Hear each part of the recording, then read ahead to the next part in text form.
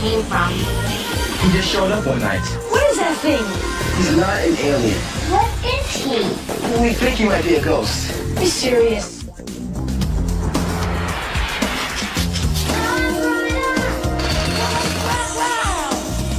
You can see that? He wants to be friends with us.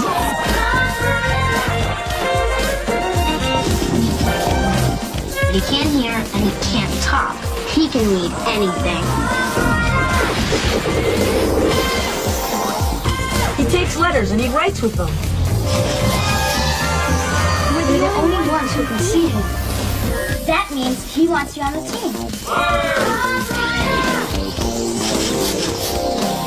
You have to promise never to tell anybody about Ghost Rider. Hey, cool. We're the Ghost Rider team. We check out clues and solve mysteries.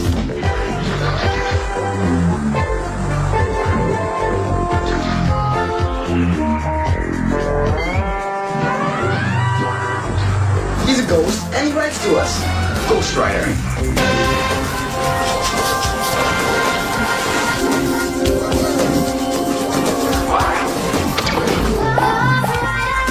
Ghost Rider. What a trip.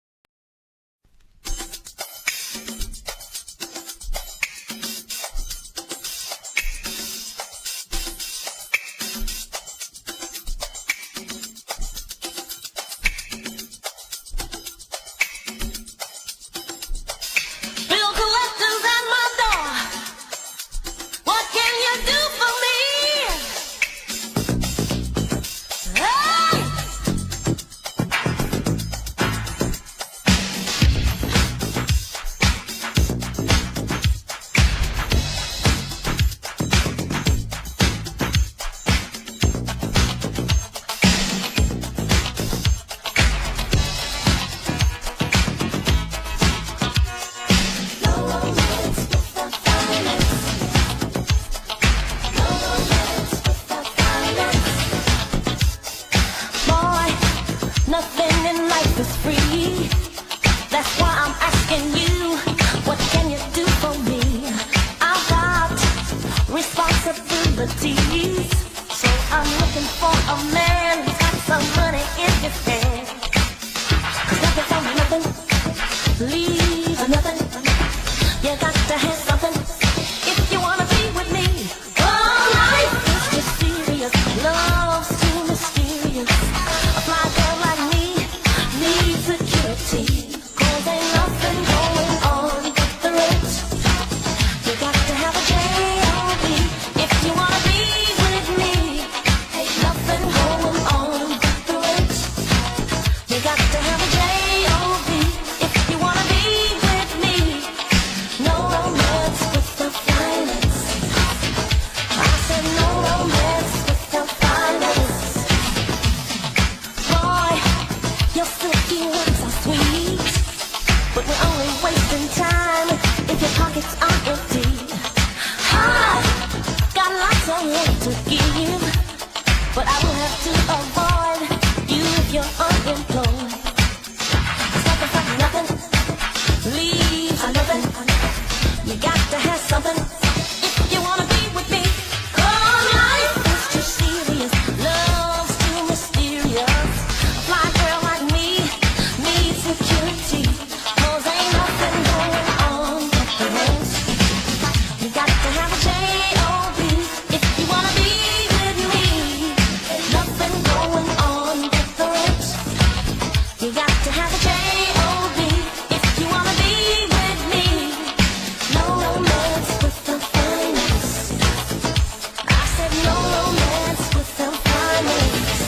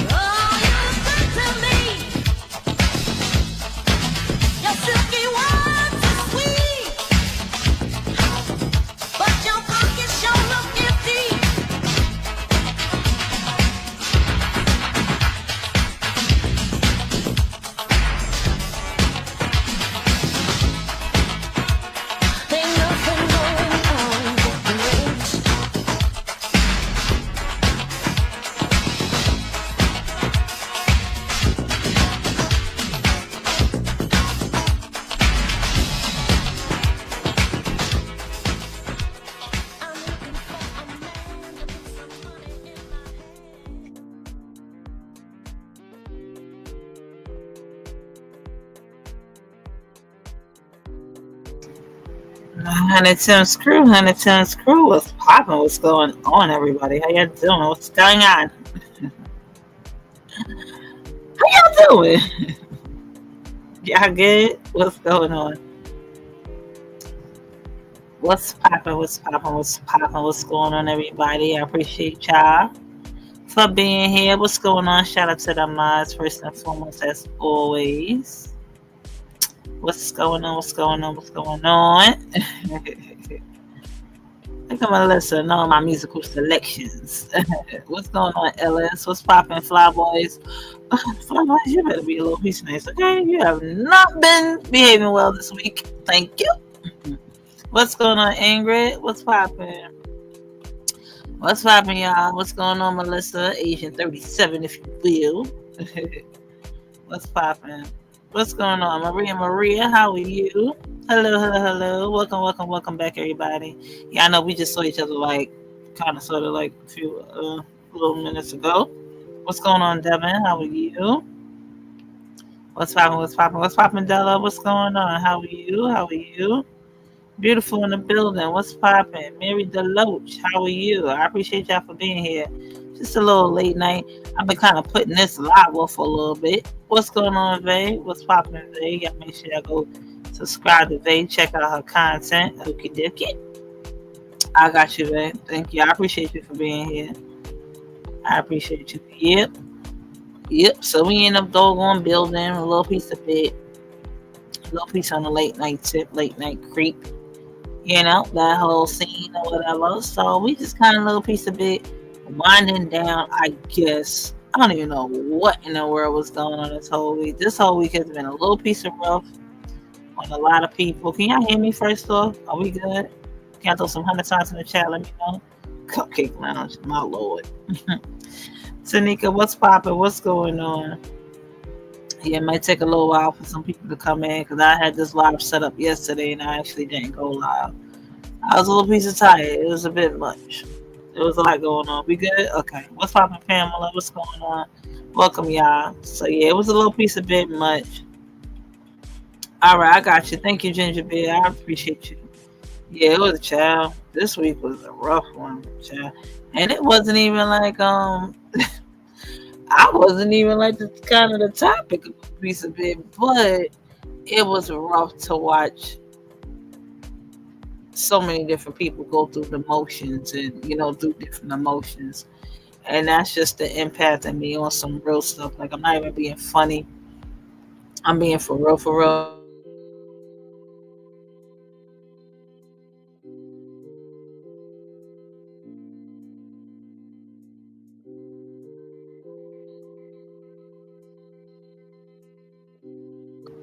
I'm over here just talking to myself, child muted. But I said this week was like you know, it was a doozy of a week for the Black Tea sector. And we go through our bouts and we go through our weeks of, you know, just a lot of scandals, or that's the tea, or this came out, that came out. But this week was like a lot of bombshells being dropped and a lot of things happening. And a lot of things transpired. And again, my thoughts and prayers out to everybody that got something going on, especially in their real life and their real family. Because again, that's not funny. You know, anytime any of this quote unquote content or any of this subject matter infringes on your real life, that's serious. And for those that go, wait a minute, Mel, you come at people, blah blah blah, and yada yada, and rah says boom, you come for people too, and yada yada. Now you want to have sympathy for people. No, I have empathy and sympathy for those that are really going through, like, in their real lives and their real interactions with their real blood family, because that's serious. A lot of people on here have issues with their real family. A lot of people on here are distant from their family members. So they kind of wouldn't get it or won't understand or won't care to get it. But I'm close with my family. So when I see a mother-daughter dynamic, or when I see a family dynamic fractured, you know, needing repair, needing help, needing therapy, it's hurtful. It's hurtful to see. I mean, you know, Beulah would kind of sort of never, but that's not That's not my story. You know what I mean? That's not my thing. It's just not. And that's no shade or nothing. Oh, there she go being shady. I'm being for real. I don't know how to word shit without offending nobody. So, oh well, it is what it is. But I'm being for real. Like, it's just hurtful to see. And I care about Cat. I care about we the people. I care about them. And I don't like to see stuff like that. I don't like to see friendships, somewhat fractured or friendships somewhat impaired. Whether it be just on a surface level or just going on a live or talking on an IG phone call. So social media, I thought, was to build bonds and social relationships with other people, to help connect you with other people around the globe, or at least around your state, your country, your area. But shit happens. But you got to be very, very careful, because it is the internet. People are weird. You know what I'm saying? So don't get it twisted. You know what I'm saying? What's poppin', beautiful? What's going on? Oh, and then you come in swinging, and then you coming in swinging. You know what I'm saying? It's like you coming in swinging. When was the last time I was here? I'm tired, Flowers. I told y'all it's summertime. Mail's a little piece of on a relaxation. I got look at the Boxing Scholar in the building. What's poppin', Boxing Scholar? Boxing Scholar's a dope content creator. Y'all definitely go check out his content, and I appreciate his commentary and his words of wisdom. And I'm definitely trying to take heed to those, Boxing Scholar. I'm trying to stay out the way, not the mess, but they like to include old Millie Mel in the bullshit. But I'm trying my best. Yeah, it is, Ingrid. It really is sad. It really is sad, and that's on some real shit. It's just sad in general, and I don't like to see it happen. And for anybody that's getting the kiki and the caca out of it, or think this is content, think it's something to uncover in a mask, again, alleged drug habits were, exposed and things like that. And again, in the day, what are we doing to help the person?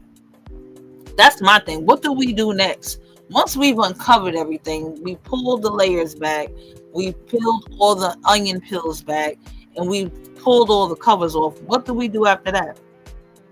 Are we going to these people's houses to do an intervention? What are we doing? What are we doing? What exactly is it that we're doing? Like, what is it that we're uncovering? What is it that's so detrimental, that's impeding and infringing on in my world, that I can't sleep at night over it? I don't think much, but I feel bad if someone is out here, allegedly, with any type of habits and things like that. That's not a good look on any, on that person's health, their family, their reputation, things like that. I don't know. And again, that's not my business, because like I said, if it's not infringing on my world and what I got going on, what is it that you'd like me to do? I'm not the police. I'm not, I don't hold a badge. I'm not an authoritative figure. I can't judge anybody. We all make mistakes. Everybody got something going on. Everybody. And just because it's not a substance, don't mean it's, it's not anything else. Could be your attitude. Could be, excessive spending, your finances, irresponsibility with your kids. I don't know. It could be anything. I don't know. But everybody got something going on. Nobody's perfect. So that's not for me to go, oh, rah, sis, boom, bah. Oh, wait a minute, Mel, but you point out blah, blah, blah. Yeah, when somebody does something to me or somebody comes at me, that's when I point that out. But somebody that's innocently not doing anything to me directly, I'm not going to take the time out to go dig into their lives and go dig into their past. Just like people do it to me. And I didn't do anything to provoke that. But people do it. But it is what it is. Just like when people, if I get into it with somebody on the YouTube and then they decide to go outside of YouTube and contact my family, what is that supposed to do? I have no clue, but I guess it makes somebody feel good at night. I don't know. Makes you help you sleep at night. I don't know. But I say all that to say, whatever you do in life, I don't care what your habit is, whether it be gambling, alcohol, narcotics, porn,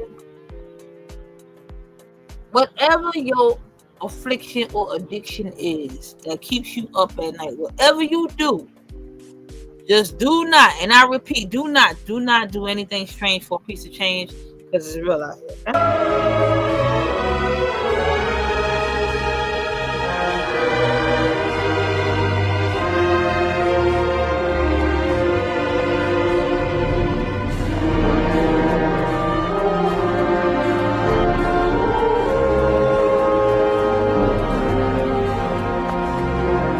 Yo, daddy, I suck your big black dick for $2.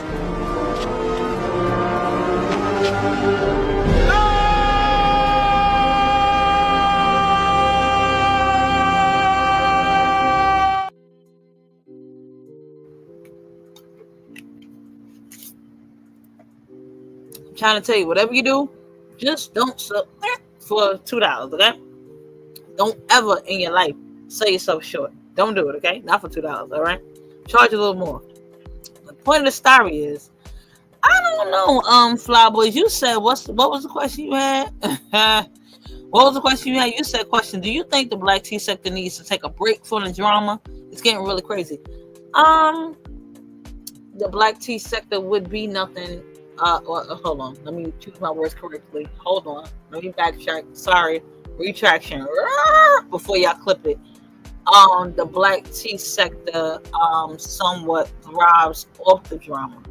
Let's be real. Drama sells. Drama is what it is. Drama is, the more salacious, the juicier, the oh my God, I need the tea. Somebody to me, this and the third cause.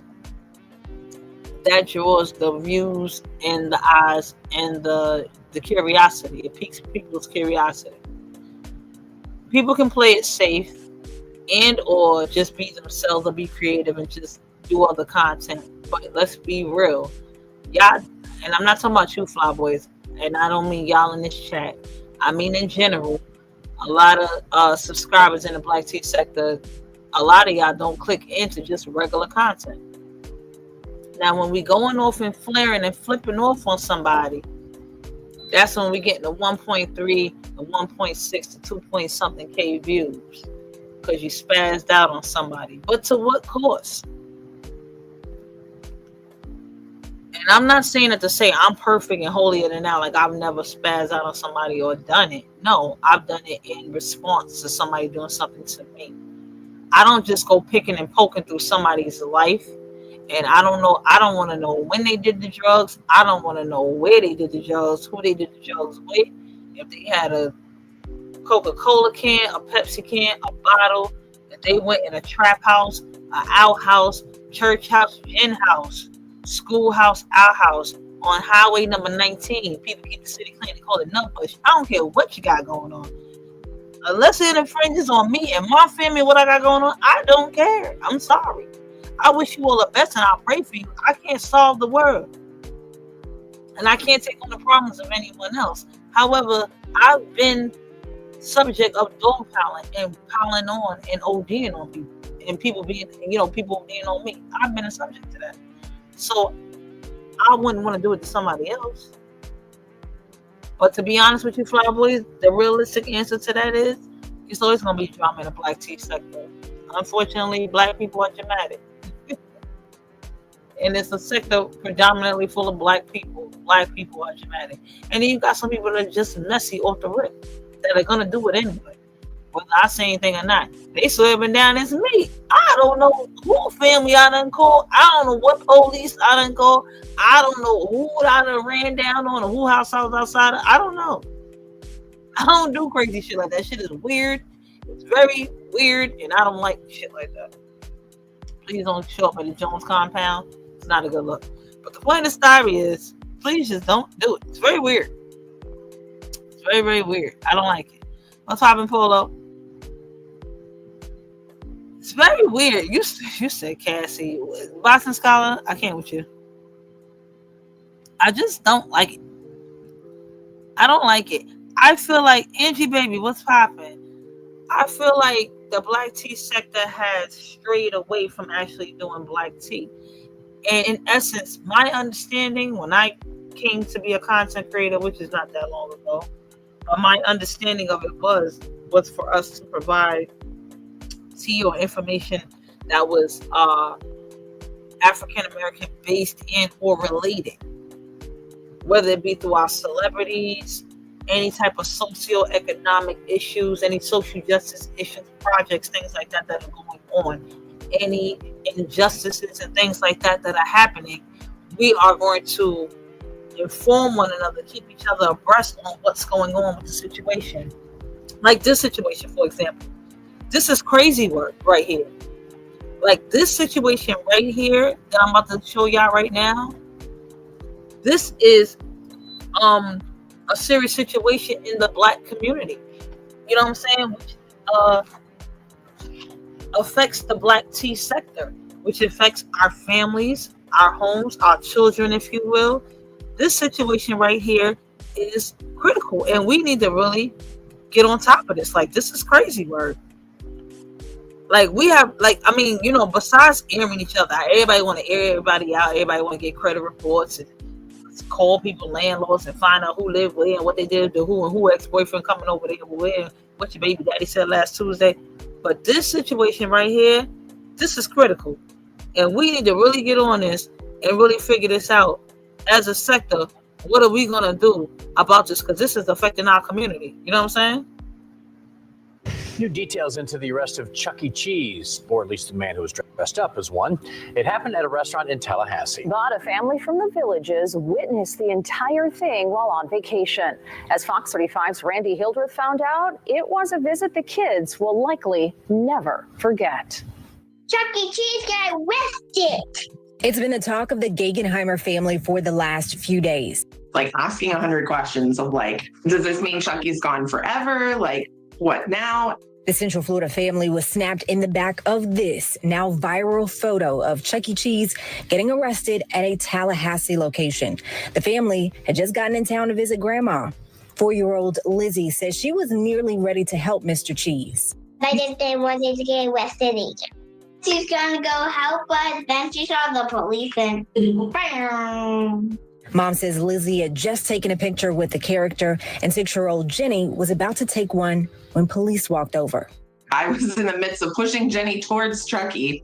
The cop grabbed one wrist and another one grabbed the other wrist, put it behind his back, told him not to resist. And at the same time, I'm pulling my kids away. Like, what's going on in the midst of this? According to the arrest affidavit, the man in the costume was Jermel Jones. He was arrested for credit card fraud. Police say he worked at the arcade and racked up a little over $100 in charges on a card left by a customer. Gegenheimer thinks he slipped on the costume to hide from police. She's glad he was caught, but wish he hadn't been arrested in front of the kids. When they had him at the truck, they took off his head and put it on top of the SUV truck. So then we went into it's kind of like, you know, Chucky's got a lot of friends who help him so he can get to all the Chuck E. Cheese places at once, like trying to manage the magic still while we're watching now the man get undressed out of the costume outside. Police say Jones still had the stolen credit card on him, along with a small amount of marijuana. He's accused of committing the same crime 6 months ago. Randy Hildreth, Fox 35 News.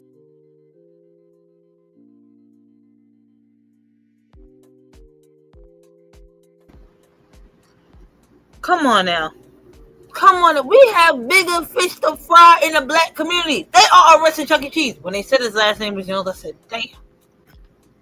I knew he was Black. I knew he was Black. I knew he was Black. Shut up, lady. Hold on. I knew he was Black. I knew he was Black.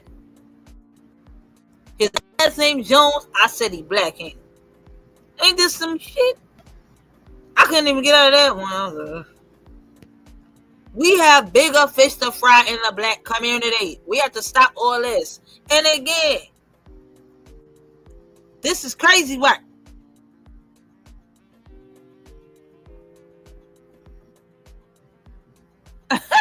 Wait, what you say, Flower? I'm just, listen, I was concerned about Chuck E. Cheese, but apparently nobody else gives a damn. This is terrible. They traumatize some kids. I don't like that shit. It's crazy work. That's not cool, and I don't like it. You said, we don't want somebody to be cloned before what? Oh, I'm sorry. You said done. I thought you said clone. We don't want somebody to be done before we stop the madness. YouTube got levels to this.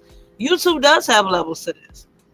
I'm just shooting the shit right now because I really was supposed to go live about this like Friday, but I kept postponing it. So I'm just shooting shit as of right now. But the direction that I want my channel, my content to go in is definitely not this. This situation this whole week. Well, these many situations this whole week definitely put things in perspective for me and let me know what I needed to do as far as my content is concerned and my channel for that matter. So that definitely that I definitely took that into consideration. Trust me, Fly Boys. I see the writing on the wall of what needs to be done.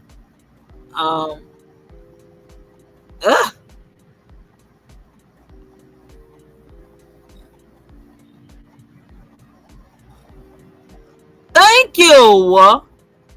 Thank you, the Boston Scholar. Thank you. I be trying to tell people, don't bring up other content creators on Twitter chats. It's crazy work. No, you said, do you know if Clear People channels trying to hurt each other? No, they're not. If they do, what's poppin', Breezy? What's going on? What the hell? Okay, I got you. Yeah, well, the child they arrested Chuck E. Cheese, and I'm very upset about it. But I mean, a lot of different, and I don't want to keep it to just Clear People. And shout out to my brothers and sisters out there of the Caucasoid persuasion. Shout out to y'all. But I don't want to keep it to just the Caucasoid persuasion. I mean, it could be the Arabic persuasion, the Asian persuasion, the European persuasion. Well, that's white people, ain't it? You get it. Samoan, island, Asian, island Pacificas, dumb type people, all that Hispanic, persuasion. To me, it seems like a lot of other cultures stick together. I mean, just off rip because they have the same nationality or culture in common versus our African American people. And Boxing Scholar, you help me out. If you would like to come up, I definitely would like to hear your perspective on that. I really feel like, especially in music, rappers when they get like 50 and 60 or 50 something or hitting 50, oh, y'all too old to be doing this. Y'all doing too much, whatever. Look at Ozzy. Ozzy Osbourne was what, 71, 70 something years old when he passed? Still black hair, shades, rocker, Prince of Darkness or whatever the hell he was, whatever, rocking out, this, that, and the third, still doing what he wanted to do. Bon Jovi and all them, stinging on them, they like 60 and 70, they don't bother them.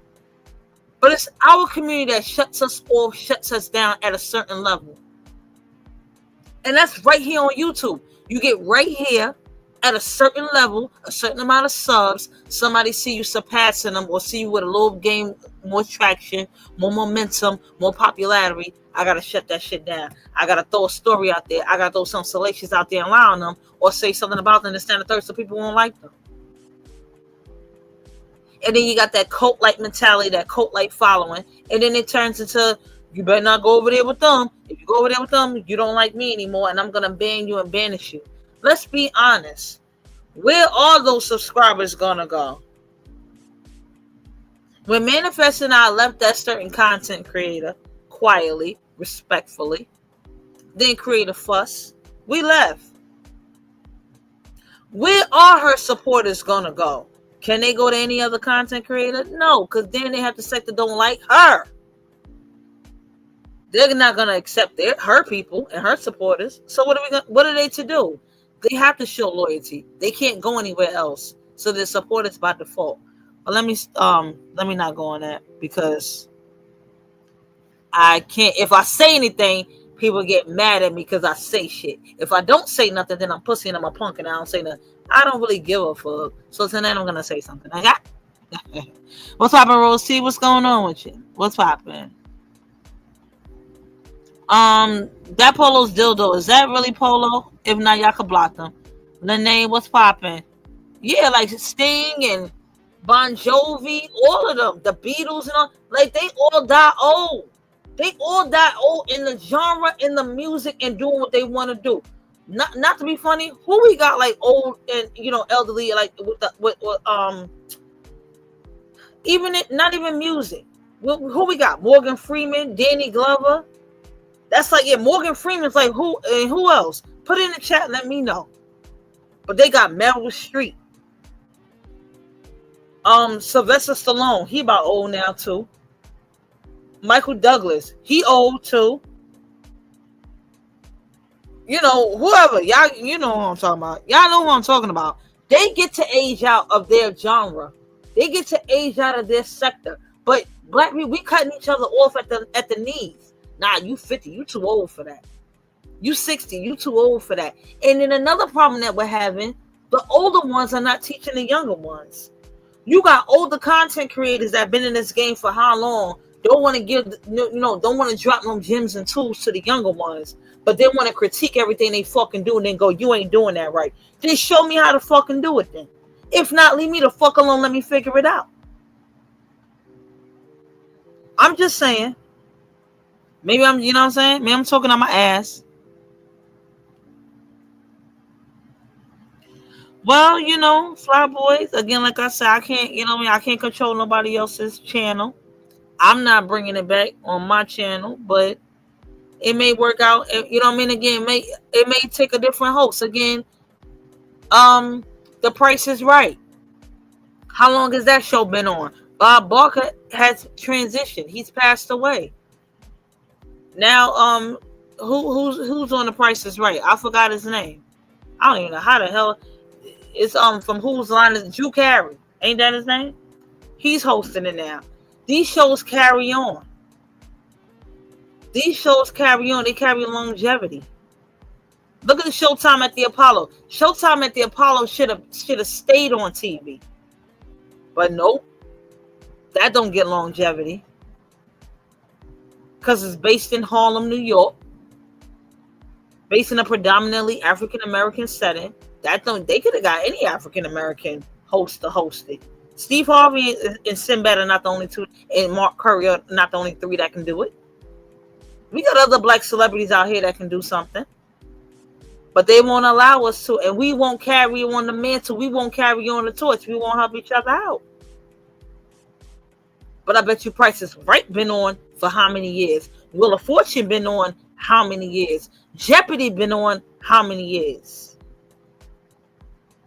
Same questions, same categories, but what's the difference? They got white hosts, but they're appealing to America.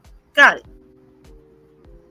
And we not making no waves about it. We ain't setting no trends, and we ain't blazing no trails for one another because we cutting each other off at the knees, which is what we do right here on the YouTube streets. Y'all see the shit.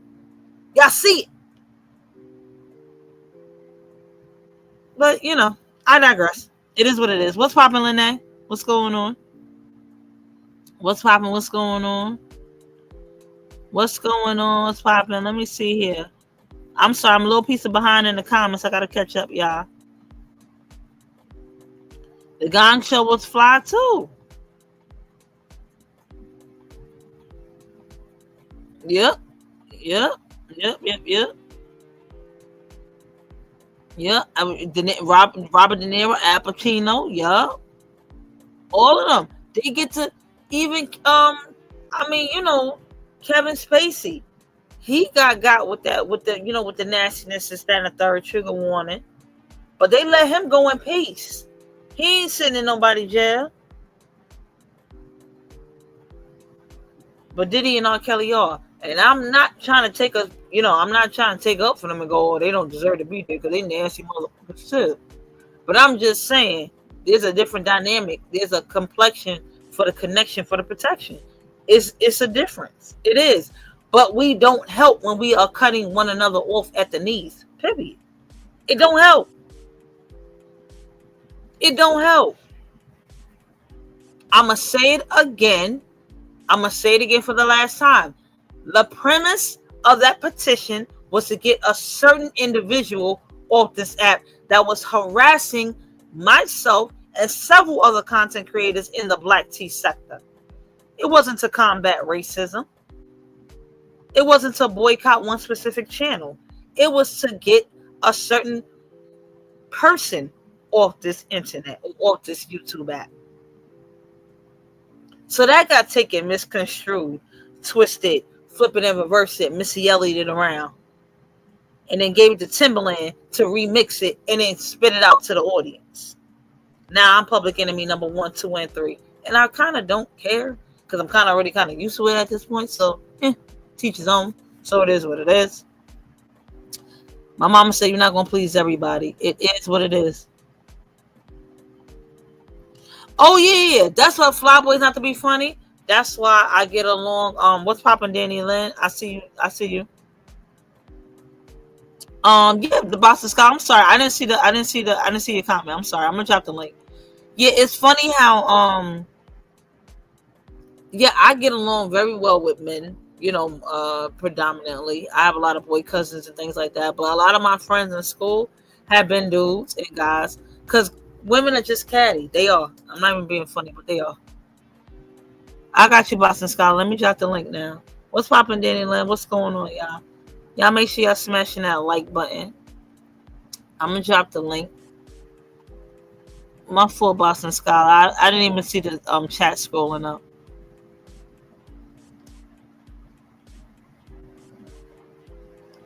I don't even know.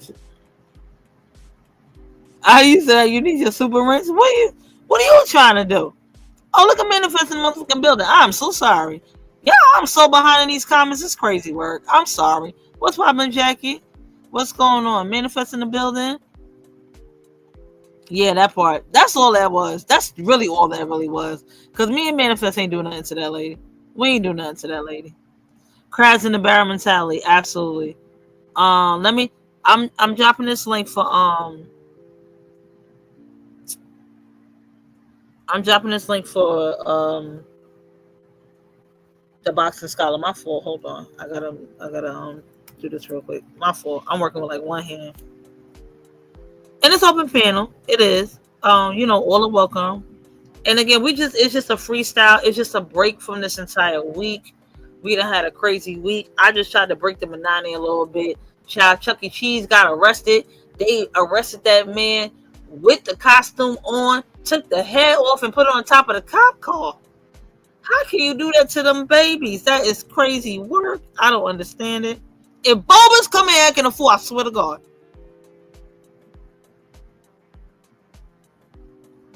He said the price is right. Not trying to hurt nobody. I know Flyboys. They not. I know. Manifest what happened? I don't know. I'm so behind these comments. I don't know what's going on. Got me acting like you now. Now I'm all behind the comments. I ain't been live in so long. I don't even know how to read a comment. What the hell? What's going on, Electro Chad? I thought that story was fake as all hell till I seen it on the news. I was like, oh my God, they really did arrest that man. Yes. Oh my God. He was doing credit card fraud, and then he jumped in the costume and I guess decided to come to work and thought they was going to take him with the costume on. They took his ass right with that costume on. That's crazy work. I said, what the hell happened there? Oh my God. So I try to bring money because I'm trying to tell everybody, live every day like it's your last. Live every day to the fullest. Carpe diem. Seize the day. Because there's a lot of shit going on out here. Y'all know we just had an earthquake here in New York City? Don't ask me who felt it because we didn't. But it says some parts of New York City and Jersey. And yeah, we just had an earthquake. Chuck E. Cheese out here going to jail and shit. It's crazy work.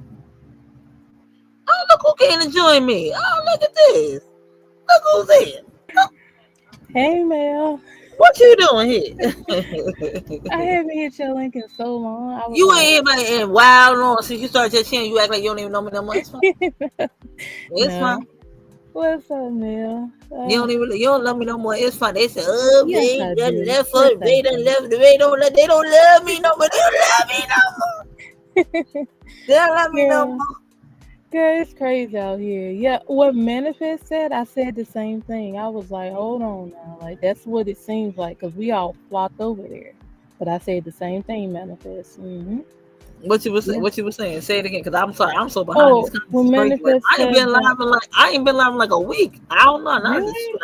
Yeah, it's crazy work. It's like when you don't use it, you lose it. It's crazy. Yeah, you got that right. Yeah. When Manifest was like, Trees was jealous of Panic numbers, I was like, yeah, I said that too. I was paying attention to all that. Mm-hmm. Oh yeah. Yeah. Of course. But Yeah. y'all didn't do nothing. Y'all didn't do nothing. Yeah. I challenge anybody to give me a receipt, and I'm not talking about a screenshot that's taken out of context or a context where you wouldn't even know what the conversation was because it's a still picture. So you wouldn't even know, why I responded or why I said it at the time.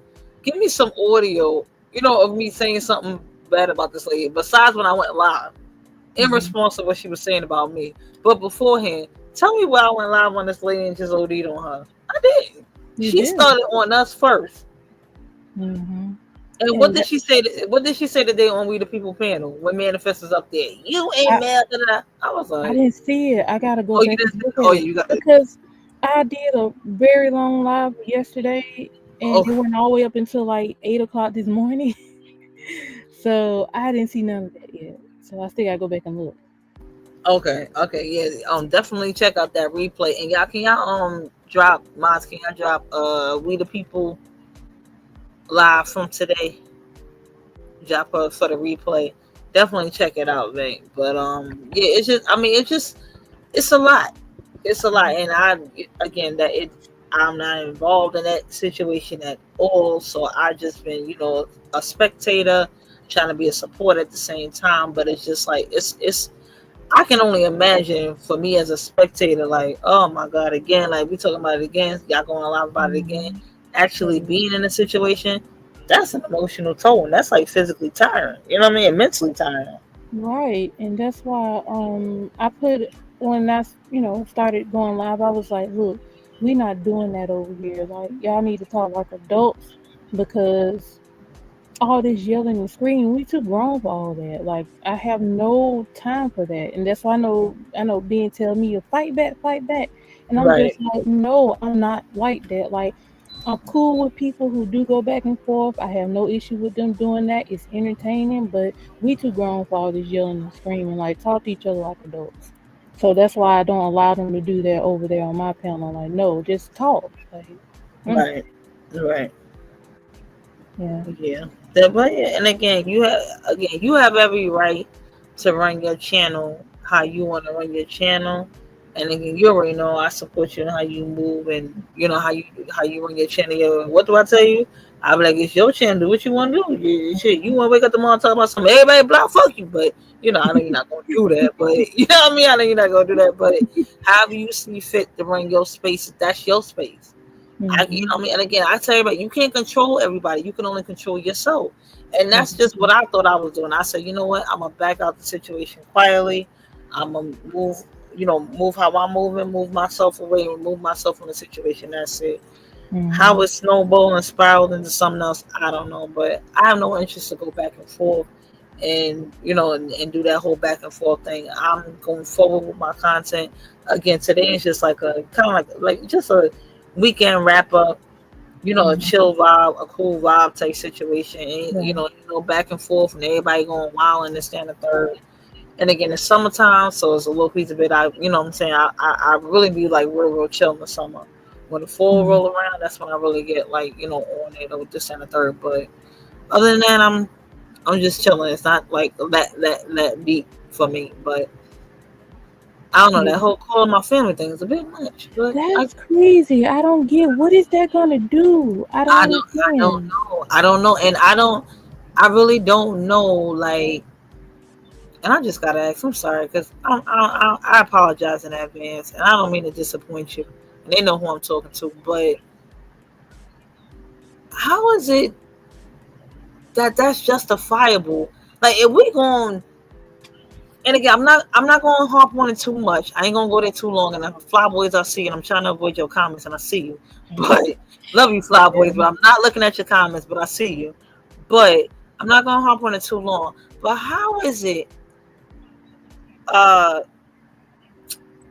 hypothetically, how are we to condemn and scold and hold Rosetta and Cat's feet to the fire, but we are not holding seasoned content creators' feet to the fire that are calling innocent people that are not content creators, that are not even involved in the YouTube world, that are not even subscribers, calling and harassing them offline. I've never done that. I don't want to hear what nobody's talking about what I do on this internet and how many people I've blah blah blah yada yada yada. I don't want to hear it. I don't call nobody's family. How is that justifiable when somebody else is calling mine? How that work? You know something? I don't see everything because I tune out a lot of stuff that's been happening, but I see it as a play. Like, if you going at somebody 2-3 months ago and all of a sudden you shout out to them, somebody's getting paid. Somebody running plays. Somebody doing something. Because it makes no absolute sense that we all cool. I didn't even know when the switcheroo came around. I said, that's what I'm hell saying. did y'all become friends? I said, when y'all was on Manifest live earlier, and y'all said they said shout out to who? I said, oh my God, somebody getting paid somewhere because none of this makes sense. None of it. And I'm just like, no, it's a freaking mess. It's just not even making any sense. And again, I guess that could be a part of the YouTube game. It is what you know what I mean. I guess that's how they play the game. I don't play it that way. And again, my soul, you Manifest, we new to the game. Maybe we learning it now. Like, this is what it is. Not to say we have to play it that way, but maybe that, you know what I'm saying. But yeah, I know you definitely not. But I'm just saying, like, and we're not playing it like that either. We're not playing no game. But I'm just saying, like, since we're new to the game, this is what the game is. Mm-hmm. So now it's like the players that you're working with. You know what I'm saying? So either you're choosing to participate or you choosing to move your way. You know what I'm saying? Exactly. So I'm just like, but go ahead, man. I'm sorry. Yeah. Oh, I'm sorry. I didn't mean to interrupt you because look, I'm still working on my panel etiquette, just like Scholar keep telling me. You're doing much better. You're doing much better. Yeah, I was bad at first. I was like, oh my God, I'm talking to people. But yeah, I just think it's unfortunate that we all was getting along, and then when all that happened, it just got all turned and twisted, and people want to expose people. I just think it's terrible, and you know what? A lot of this has to do with views and numbers, because you ain't gonna tell me we cool today, but then tomorrow I got a problem with you. No, people looking for views, they looking for cash outs, they looking for something, because I'm like, it makes no sense. It really doesn't. Just like when people come at me, I don't give a crap. Say the crap you want, you stay over there. I'm ignoring you. Just leave me alone. So yeah, it's whatever. Oh, that whole thing, and I don't really frequent a lot of predominantly Caucasian sectors, or other, because again, sometimes topics are relatable. It's not even about color, it's just about relatability. And some topics I don't relate with other content creators outside the sector, aside from like family content, or like cooking content and stuff like that, or travel content. I like general things like that. But if I'm just coming to another sector and they're talking about other content creators in their sector and or topics that are related to that sector, I may not know it, so it's not going to keep my interest. So to say, venture out or go someplace else or go to another sector or figure things out that or whatever, I understand it. It's simple, because I need relatability. I need to have something in common and go, oh, okay, I rock with that or whatever. This is why it's that third. But again, I know, you venture out until you figure it out. But it's just sad that I find it at least sad that I have to come outside of my own, or maybe it's just a sector. I don't even want to generalize it like, these are the only Black people on YouTube. But I just find it kind of sad, a little piece of it, that I got to come outside of my, people that look like me, or my relatability factor, to go, you know what I'm saying? Like, to be comfortable and sit someplace else, because it's my own. Again, don't tell me anything about whose channel is racist or what they're doing when my own people are calling me dogs, men, hermaphrodites, ugly, dudes, this and a third. I go where I want to go, and that's it, period. But and something else, that's the one thing that I don't like too, is the fact that y'all want to call out Thanos panel for having racist people, but I'm like, yeah, y'all dox people, y'all do, and I'll be honest with you, I watched it, I laughed at it, I did, but y'all are not okay. I'm just gonna say it. Y'all know better than he is. If he allows people to be racist on his channel and y'all dox people, you know better than he is. Y'all just doing two different things. They're both violations. They're Yeah, both exactly. violations. Yeah. Yeah, they're both violations. Because that's on. And again, and I can participate in it as well. You know, this okay, you get mad at somebody or whatever, start calling out racial this or this, that, and the third. Right. And that could offend somebody, in their personal, in their cultural. I don't feel it because it's not my race or not my culture. You know what I'm saying? Right. I'm just like, even though I don't know, some people go, oh, it's the same or it's not the same. But my thing is, doxing somebody's home and personal life and family, that could potentially lead to like a dangerous situation happening. Right. You know what I'm saying? Race is race, or being racist or whatever, or prejudice or whatever. You can click off and choose not to follow that person or listen to that person. And you know what? I did. I was like, I did not like how the direction of everything was going. And like I said, it happened when I wasn't around, or like I think right when I came back out, and right before I did my first live, when that happened, and I was like, it doesn't make sense for everybody to break up and split up, because I don't like that you going somewhere I don't want you to be, but you can't control where people go. And I don't like that it's come to the point where, okay, we was cool, but now I gotta go in on you because you didn't do what I say. Like, that's not right. And like I said, I watched everything that they did or whatever. It might not be necessarily right, but we all was in the chat laughing and looking. But I'm be honest with you, some of that stuff I didn't look at because I'm like, I want to stay out of it. I ain't gonna say nothing. But yeah. Right. What's poppin', Lady Bridget? What's going on? Welcome. Hey. But yeah, and again, for me, that wasn't even a race thing. It wasn't a culture thing. It was a control thing. Exactly. And people are missing that point of it, that aspect of it, of control. Right. Because again, we all have the right to go where we want to go on these YouTube streets. Right. And if I backed out quietly and gracefully and respectfully, how dare you then disrespect me publicly and then think I'm just supposed to sit back quiet and let it ride and don't say nothing? And something, there's something else that I didn't like too, because we know all what happened, last summer, and the crap lasted all the way till this year. But the thing about it is, don't sit there. I absolutely hate that every time people run out of content, they automatically want to go at you. I'm like, that's not right. Like, y'all have no beef with her. Y'all using her for content because y'all figure people don't like her, that you gonna just keep going at her because you can. And to me, that's wrong. And I'm like, if I'm supporting you and you start going at Mel, okay, I'm automatically gonna back up from you because I know she didn't do nothing to you. You say that she said something, okay, prove what she said. But the thing about it is, I notice a lot of times when you say stuff, they will take what you say, twist it, and then say, I'm gonna go live on you. And I'm like, it's stupid and irritating. Like, we don't care. Like, stop it. That's that part. And then it's like I could even be talking about somebody else or talking about something else or just responding to something that someone on panel said. They'll screenshot my comment and go, see, it was talking about you. How? And how would you know what a still picture is telling you? Right. And you know something, man, I'm gonna be honest with you.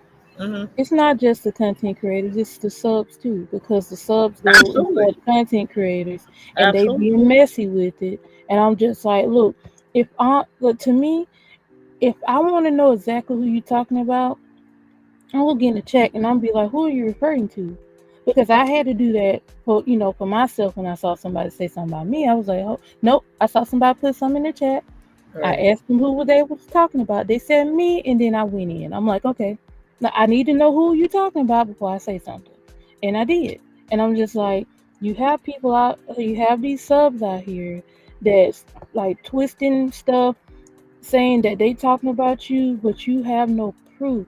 You don't have proof that they was talking about them. You just have a screenshot of where they said she or he or whatever, but they didn't put no name on it. So yeah, it's stupid. And like I said, when it gets boring, a lot of these subs will do that and make it seem like it's one way when it's not. That part. And I'm starting to see that. Like, yeah. It's sad. Yes, I'm okay, Bogus. I see you. But yeah, it's terrible how people can. No, hold on. I'm sorry. Bubbles, are you really coming in my chat asking is she okay? It's okay. He always do that. She's safe with me, okay, Bubbles? Don't you get blocked, okay? Bubbles, you've been acting the ass this whole week, but no, hold on, real quick. You've been acting real up this whole week, Bubbles, and I've been trying to save you because they've been at work, and I said, you better come get your friend, and I've been trying to save him. He been coming at me though because he got blocked out of Phantom chat by Devin. He blamed me for it, and he was going at me, calling me a backstabber. I was like, Bo been acting a fool the past week and a half. Bo, don't come in with the shits, okay? We're keeping it one topic. We're keeping it to the, okay? You come in here, you sit quietly, you hush, and calm it down. You act up over there with Manifest, you almost got your ass clipped over there. I told him, I said, be cool. You could get sniped. It's your fault. He got blocked from. He got blocked in We the People. He got blocked at Phantom and he got blocked at the tavern. So I said, you better be careful because you don't have nowhere to go. Yeah, then he got snipped at We the People too. Dang. Oh yeah, sure did. Okay. Yes, and she didn't. I think he came back as a backup or something. Was that today? Was that today? No, that was on. I think that was time. Yeah, I think that was the one I was on. Yeah, I think that was like Friday. But I think she went live like twice, so either Thursday, one or the other.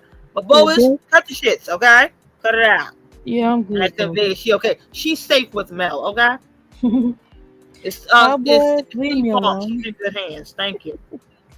Fly Boys, well, you been on my neck forever. You told me to go to my channel and do it. Now I'm on my channel and you still don't like what's going on, Fly Boys? Oh my god. Anyway. But yeah, the thing about it, Fly Boys don't like nothing. Fly Boys been at me since April. Oh my god. But really, since May. But anyway. Okay. Yeah. That's a yeah. Manifest. Yep. Yeah, that's what people. It's a guy highlighted. She highlighted my comments and talking about me. And they're gonna ask today. I'm sorry to cut you off, man. I'm so sorry. You good? What she asked today? You was on panel. You didn't see Manifest. Gonna ask. Remember when the whole with the blocking and the other two were asking the other two moderators, not your moderators, but they are moderators. They were like, you blocked us, and I was like, Manifest and blocking. I was like, y'all are not blocked because she can see y'all comments. If you block someone, on this app, it's gonna block you from everybody's chats. Now, if you hide them from your channel, they can't come into your channel. But if you block someone, that you shouldn't be able to see that person or their comments at all. And Manifest saw them. So that's how I was trying to explain to them. She can see y'all. Y'all are not blocked. So here she go. I don't know what I did. What? You were the one carrying the screenshots. Then trying to tell myself that person. Yeah, I'm like, girl, go lay down. And I'm like, I ain't say nothing to her neither. I just stayed quiet. And again, I know. Gonna go live tomorrow, whatever, and talk about. But I know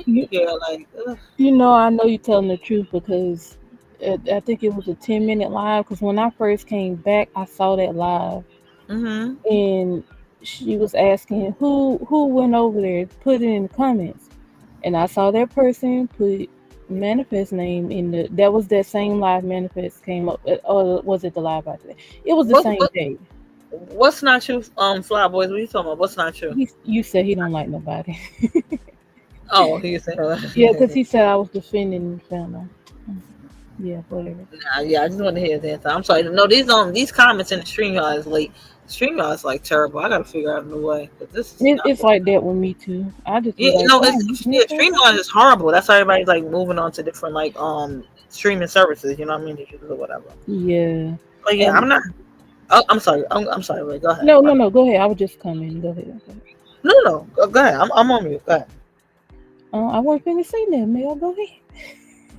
Oh, my fault. No, I thought I cut you off. No, I was just saying I'm not. You know what I mean? I'm not gonna go. I'm not gonna get too crazy because again, subs are gonna be messy, and again, some subs are gonna be loyal to their favorite content creators. You know what I'm saying? Like again, I was that way. You know, with a specific content creator. You know, they couldn't. You know what I mean? Not say they couldn't do no wrong, but it was just like okay, you know, I like that content creator, and the third. So it's like I supported them wholeheartedly. I get it. My thing is you can have a difference. I would just like to know where's the receipt or what again. Not to say that I really not to say I really care, but I'm just curious to know like what is it directly that I've done to offend someone, Nothing. and nobody can provide that. Everybody just keeps saying the same thing. You're subbing people. Subbing who? Saying what? They just use you as a target basically because when all that happened, they saw, they got numbers and stuff. They just use you as a target, and I don't like that because I'm like, she's not even doing anything to you for you to do that to her. So to me, when you do that, I'm backing my behind up away from your channel, and I don't want to hear it. I don't want to hear it. That part. What's going on, Boston Scholar? How are you, sir? What's good, Pete? What's up? Chilling, man. I just wanted to say, hey, that was some good stuff you did today. I seen that picture online, and I seen it. I thought it was like a hoax or something. So, hey, like I said, man, I see the potential. You headed there. You got your presentation, then you got your vague interview afterwards. Look at me doing something with my life. Look at me. Yeah, And I'm not even being funny, Boxing Scholar, because they, you know what I'm saying, like we're a petty people. What's popping, Sneaky Link? I see you in the motherfucking building. What's popping, Sneaky Link? Sneaky, what's popping? I just want to say this to you, Boxing Scholar, because you may not be familiar with all the content creators over here in Black Tea sector, but we are some of us over here are somewhat of a petty class of people. So when I appreciate the kudos and the encouragement that you're giving me right now, and the kind words. So it's like, oh, she's getting so giddy on what Boxing Scholar is saying. No, it's just I appreciate the encouragement because again, you're a content creator with what? How many subs at this point? Over 30K. I want to say. Yeah, over 30K, and again, you are taking time out of your busy schedule to come over here and impart your wisdom and your gems and your jewels of, your pearls of wisdom, to, beginners like myself, to show us the way and how to do it and let me know what I need to, if I'm on the right path or not. And I appreciate that. So I want to thank you in advance and give you your flowers now. So I thank you. No problem. Like I said, man, you got a good personality. I was drawn to that, and I got the sense that. Well, I don't know much about the sector, so I don't want to start no beefs with anybody. But I got the sense that you wanted to change and expand on where you was, and I was like, I thought I could help in this area. I appreciate you, and I did, and I actually started. I actually went back into one of my lives, and I went back in the StreamYard, and I figured out how to start chopping up my lives and make it into shorts, and and like breaking up the content because I know like the audience, some people have like short attention spans, or some people are on the go. So I'm doing that, and I'm trying to diversify my portfolio, if you will. And I'm trying. I'm trying to stay out the mess, but somehow or another they try to keep me in Boxing Scholar. Every time I try to leave, they pull me back. They really you. But you know what else I found out on those shorts? I just found this out. If you add like a poll to your when you remix it, it'll help too with the engagement.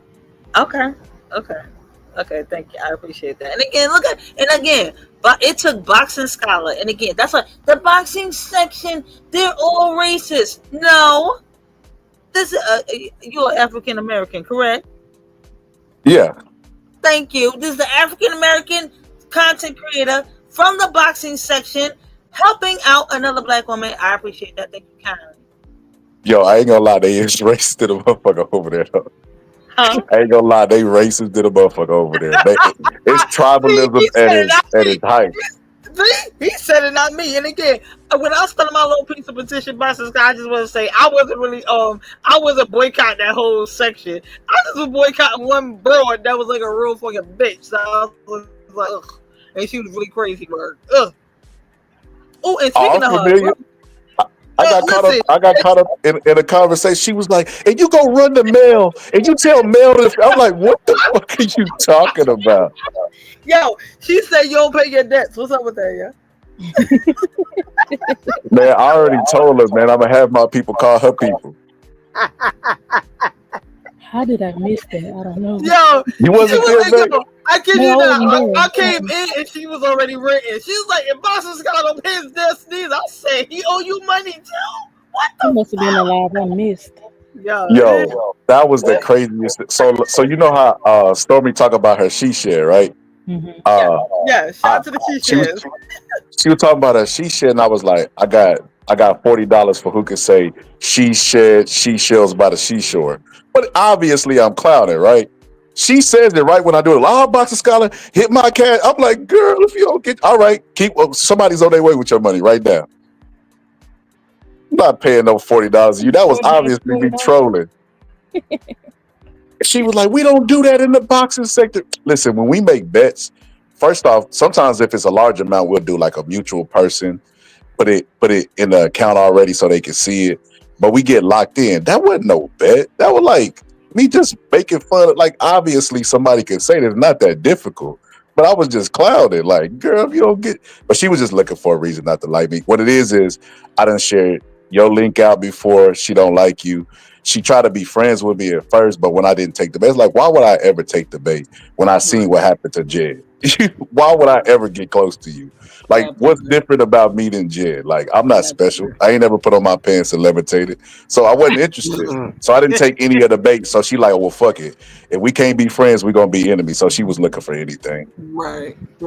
What's popping the Kwame? I see you in the building. Yeah, she was, and I kid you not, I didn't even know what she was even referring to. I came in the chat and I was just, I was going to say hey, but I heard her. She said, Boston Scholar, he doesn't pay his debts either. I said, how the hell everybody owe you something, lady? I was like, oh, this girl is crazy. Entitled. She's entitled. Entitled, more like insane. I was like, yo, somebody got to do a wellness check with 5150, anything, somebody. 007, get on the job, like 911 emergency. I was like, what is wrong with this girl? She's crazy work. I was like, hey. So I didn't even go in the chat. I stayed out and I stayed in the bushes. She was like, you little bitch. She was like, you got male defending you, fight your battle. I was like, what is she talking? But I know what she was doing. She was trying to bait me to get on the panel to have a back and forth. I'm like, girl, I don't argue. I'm not arguing with you.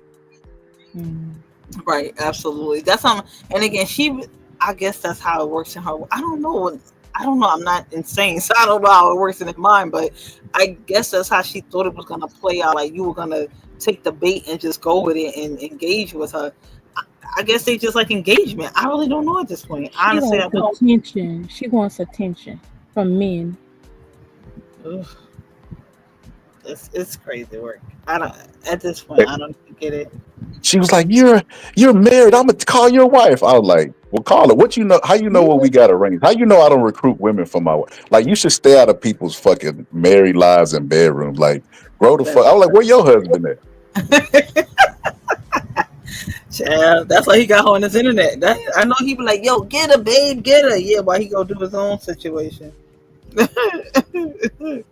That's crazy. I don't know. She's insane. I wouldn't even engage with her if I don't go to a certain person's page, because we don't even be like in the same circles. Like, can't nobody say that word out of anger and then be like, oh well, Smokey, I was just bullshitting. Like, nah, you found the right word. That part, and that's man.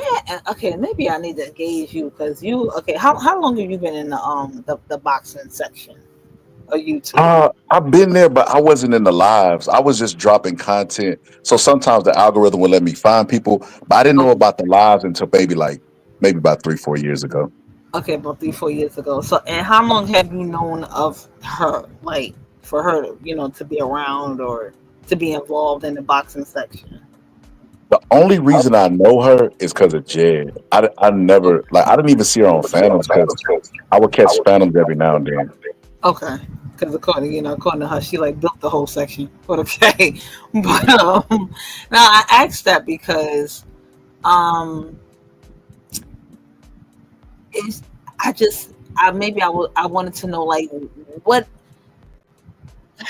why is it that she gets just to roam free and do the craziness that she does over there? Like, is it exciting? I'm not saying for you per se, but is it like she brings excitement or she brings drama or numbers or people just really think they feel bad for her and think she's just nuts and let her roam free? Like, what is it? What's the allure with her, or why does she get to roam free like that over there? In the boxing community, they be doing like crazy stuff, like like the doxing and stuff. But one thing I can say about them, they never will strike somebody's channel. I ain't heard of it. It's like the Wild Wild West.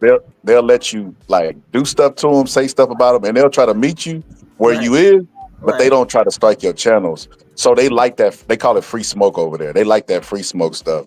So that's why she be turned up all the time, and they just let her do whatever because she come from that free smoke type of stuff. They like that. I don't know why, but they do.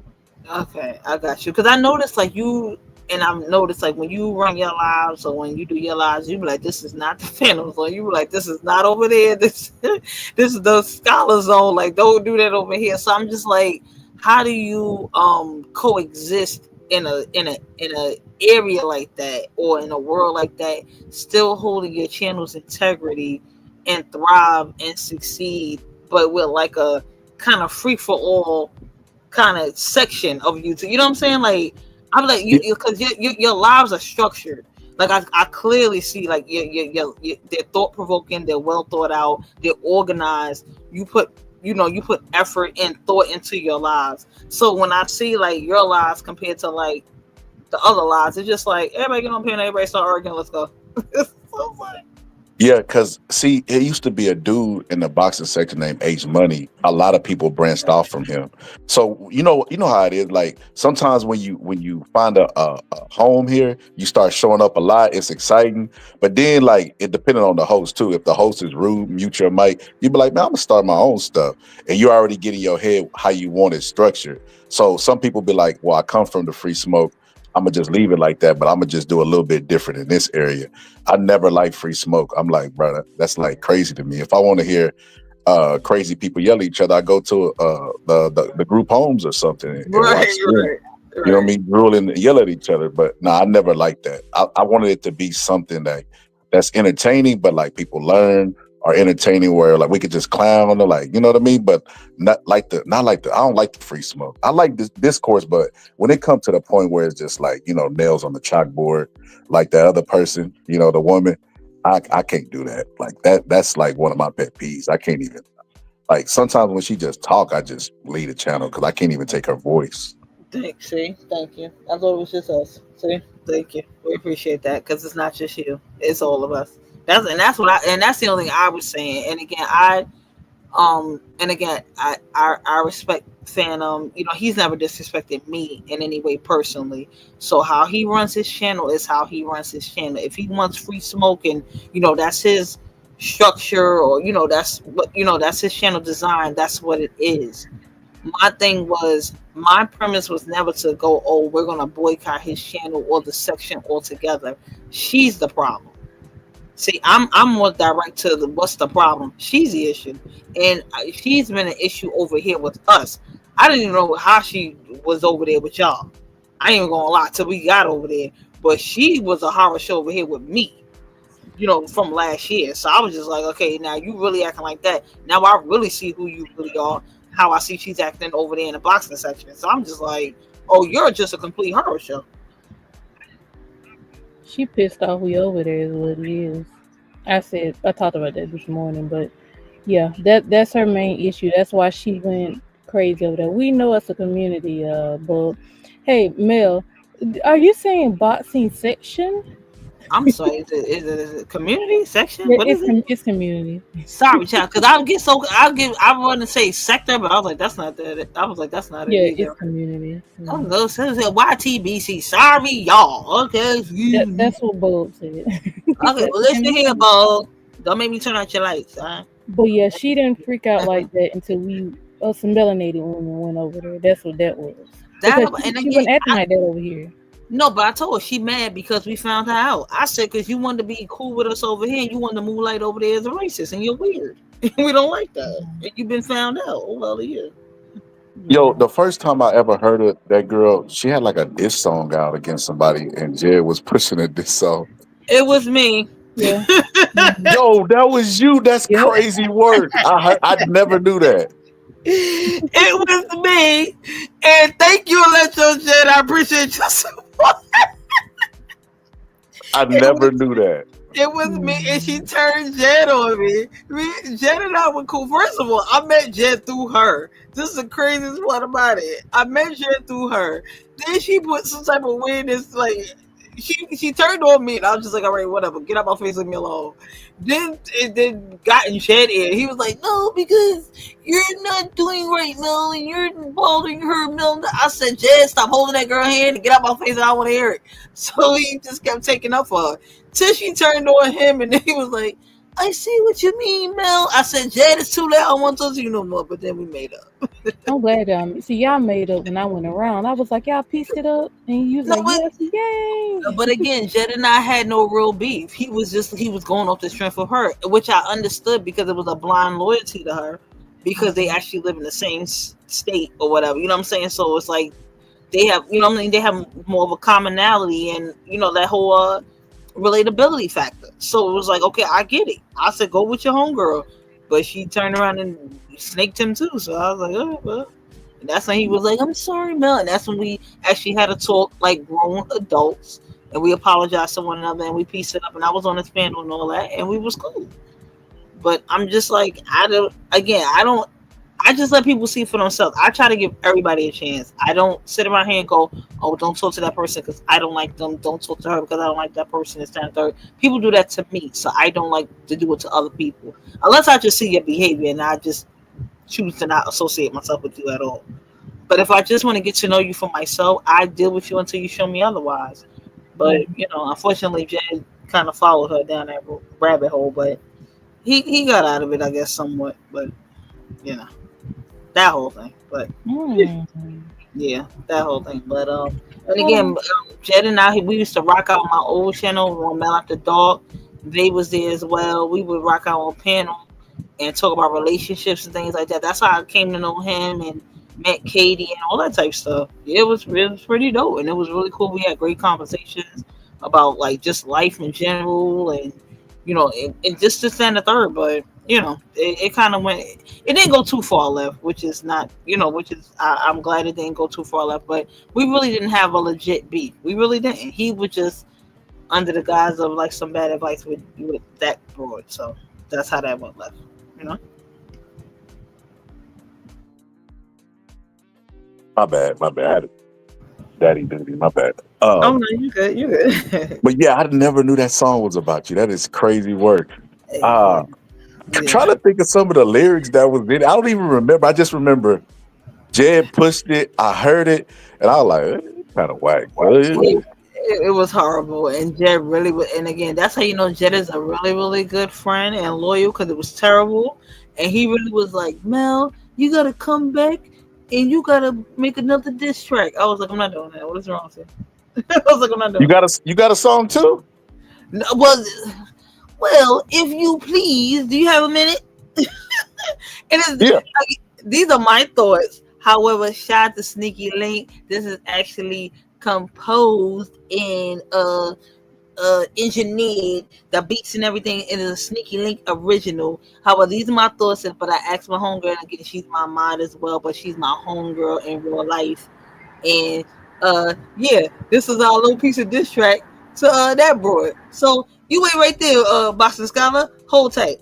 Y'all make sure y'all smash that like button. Hold on. All you bitches coming for me. You don't get promo for free. I don't fuck with you and your raggedy crew. You hoes can sit with me. You call me your man. Okay, ho, you act like you want this dick. It's melody, not melody. Eat you up over beat. You say I'm ugly, but it's your man who said I was pretty, baby. Your man's so sucker free, I'm just glad you got him, not me. But he was stroking that peen over the phone, saying he coming for me. So now ho, you coming for me? This is not Three's Company. Sit your ass down, you little clown, you look like a dummy. This between him and me, he was hurt by the subs, not me. You came out swinging, now you punch in the air, looking all crazy. You all so mad at me, so mad at me. All you bitches coming for me, you don't get promo for free. I don't fuck with you or your raggedy crew, you hoes can't sit with me. You call me a man, okay, ho, you act like you want this D. It's melody, not melody, tear your ass up over a beat. Bro, line. She mad at me, you big mad, not me. She mad, he mad, they mad, I'm not mad, bitch, I'm bad, you see. I didn't forget you slimy, you are so grimy. Bitch, get a life, go plant a tree, don't worry about me. Fuck you, you rabbit bitch, stay in your den. You are an old hag, a drunk, a hand, not even a has-been. Never scared, what's goody? Lit in my hoodie. They might be scared, but bitch, I don't fear nobody. All you bitches coming for me, you don't get promo for free. I don't fuck with you, your raggedy crew, you hoes can't sit with me. Bro, line. All you bitches coming for me, you don't get promo for free. I don't fuck with you, your raggedy crew, you hoes can't sit with me.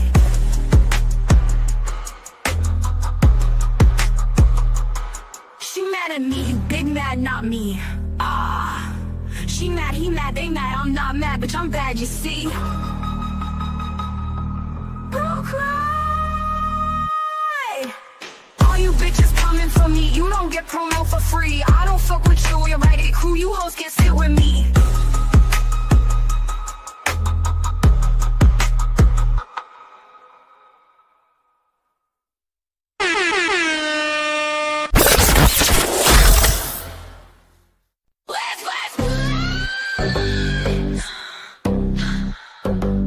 Can I have a wrench?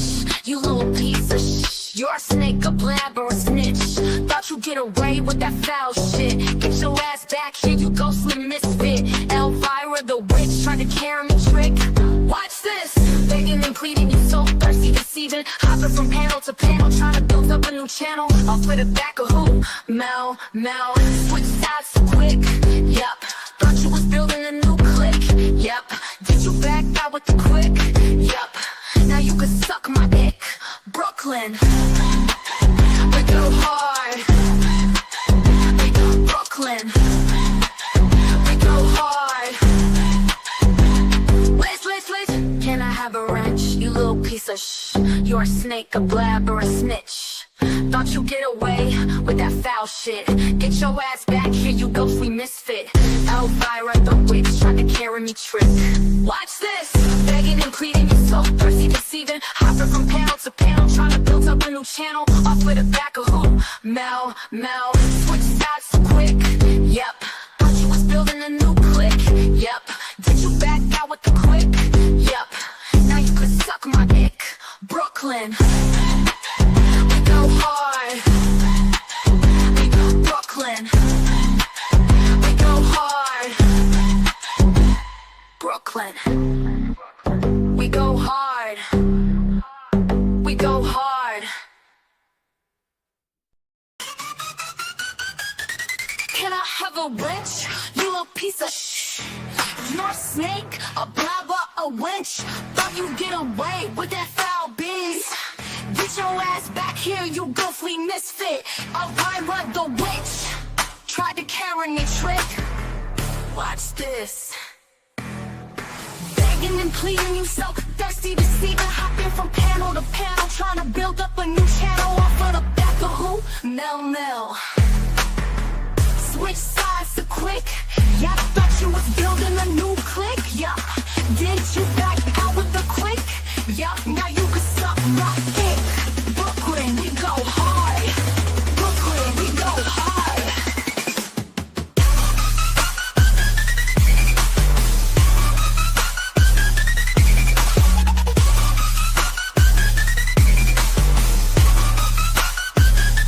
Can I have a wrench? You little piece of shh. You're a snake, a blabber, a wench. Thought you'd get away with that foul biz. Get your ass back here, you ghostly misfit. Elvira the witch tried to carry me trick. Watch this. Watch this. Watch this. Begging and pleading. You so thirsty to see them hopping from panel to panel, trying to build up a new channel off of the back of who? Mel. I'm not gonna lie. I would have listen. I say, you know, the drama stuff. This could have been turned into some battle rap stuff. You from that culture too? Y'all could. That would have been. I ain't gonna lie. That would have been dope. Thank you. But she started getting really, really weird. And then she started taking like our Instagram conversations and going on panel to panel. She really started playing like our conversations. I was like, you're being weird now. I don't like that. Yeah, that would have been dope. Like, you know what I mean? Yeah, they already had the little. What's the little DeMarco? Y'all could have had that shit dropping in the back. That shit would have been dope. Y'all battle rapping. I was trying and again shout the sneaky link because again it was like I had my thoughts, you know what I'm saying, like I had the concept, but she arranged it, she did the beats and everything, the lyrics and everything, and it was super dope, the visuals and all of that. She kept going. I'm being racist because I'm calling her Elvira. I said a damn fictitious character from the TV screen. She started getting weird. Man, they always do that, especially her. She always do that victim shit, man. I ain't gonna lie, that girl's annoying. And I done been around a lot of crazy people on the internet. She might be like top like two, top three, right? Top 5 dead or alive. Like Jada. Yeah, she is. So I pay attention how she treat people who she say she care about, like her friends. And then she turned on with her. She started throwing temper tantrums, acting like a kid, like Lil Tay. That's what she act like. You remember that show, or was it Baby Tay, Lil Tay, something like that? I think it was Lil Tay. Yeah, that's what she act like. She throw temper tantrums when she can't get her way, and just start slamming and throwing stuff like a toddler. Yep, absolutely. I saw shit. Not to be funny, Again, I didn't really know her that well, but I said, okay, you know, she just got whatever she got going on. But when I saw how she did Jed, and they were supposed to be like close, like brother, sister, you know what I mean? Like they had a closer dynamic, and they, you know what I mean, live in the same state. They actually interacted offline. I was like, oh no, you're weird. I was like, you do him like that, I know what you do for me. So I was like, nah, you facts. Like you can't be around somebody. Feel this type of way, and wait till y'all fall out to reveal it. You enabling it if you wait till y'all fall out. That we over here we call that mad day. You wait till mad day to want to expose somebody and air them out and all that. The same thing she did with T.Y. Now, granted, I don't know T.Y. I heard he was like spazzing on all of us over here. We don't know him like that. We really don't. I tell you what I do know about T.Y. So when I caught the boxing lines late. And it's this dude that branched off. Like, it's crazy because in the boxing sector, they branch off, that person will branch off. And it's just crazy, like, it keep going. But it was this one channel where everybody used to hang out. It was called Barbershop Conversations. And that's where everybody came from. But then H Money broke off, and then he did his free smoke thing. Barbershop wasn't free smoke, but H Money did that. And from H Money, it split, and it was like Phantom, the Tavern, and a bunch of other people. But the dude T.Y. used to go over there, and this is the only reason I know him, is because he was a white dude that sounded black. So he used to always drop, he's all like, yeah, my nigga, you know what I'm saying? And nobody ever questioned because he sounded black. But they found out that he was white. And they was like, wait, hold up. You white? And he was like, yeah, but I feel like I should do. They clowned the shit out of T.Y. That's how I know him. Only reason I know him. And I accidentally caught the episode because H Money used to run like marathon, like 24-hour stream. I wouldn't catch all of that. That's too much, you know? But I happen to actually catch that T.Y. episode. So that's the only reason I'm familiar with the name. When Mel was talking, when Jelly was talking about T.Y., I didn't know that was the same T.Y. that you just brought up. Yes.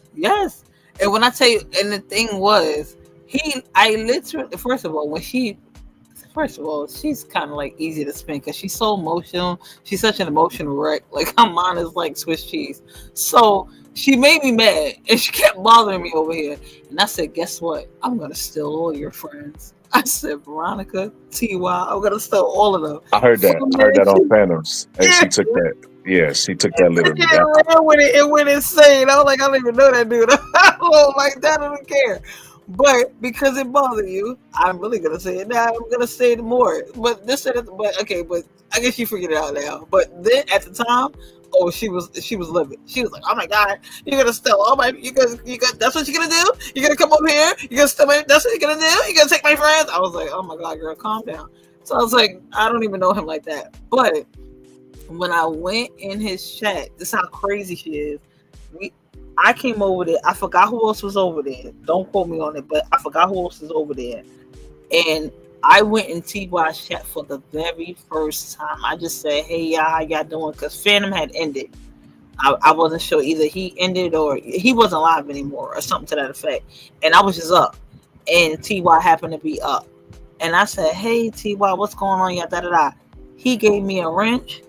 She went in super crazy mode either that next day or the day after. She took his channel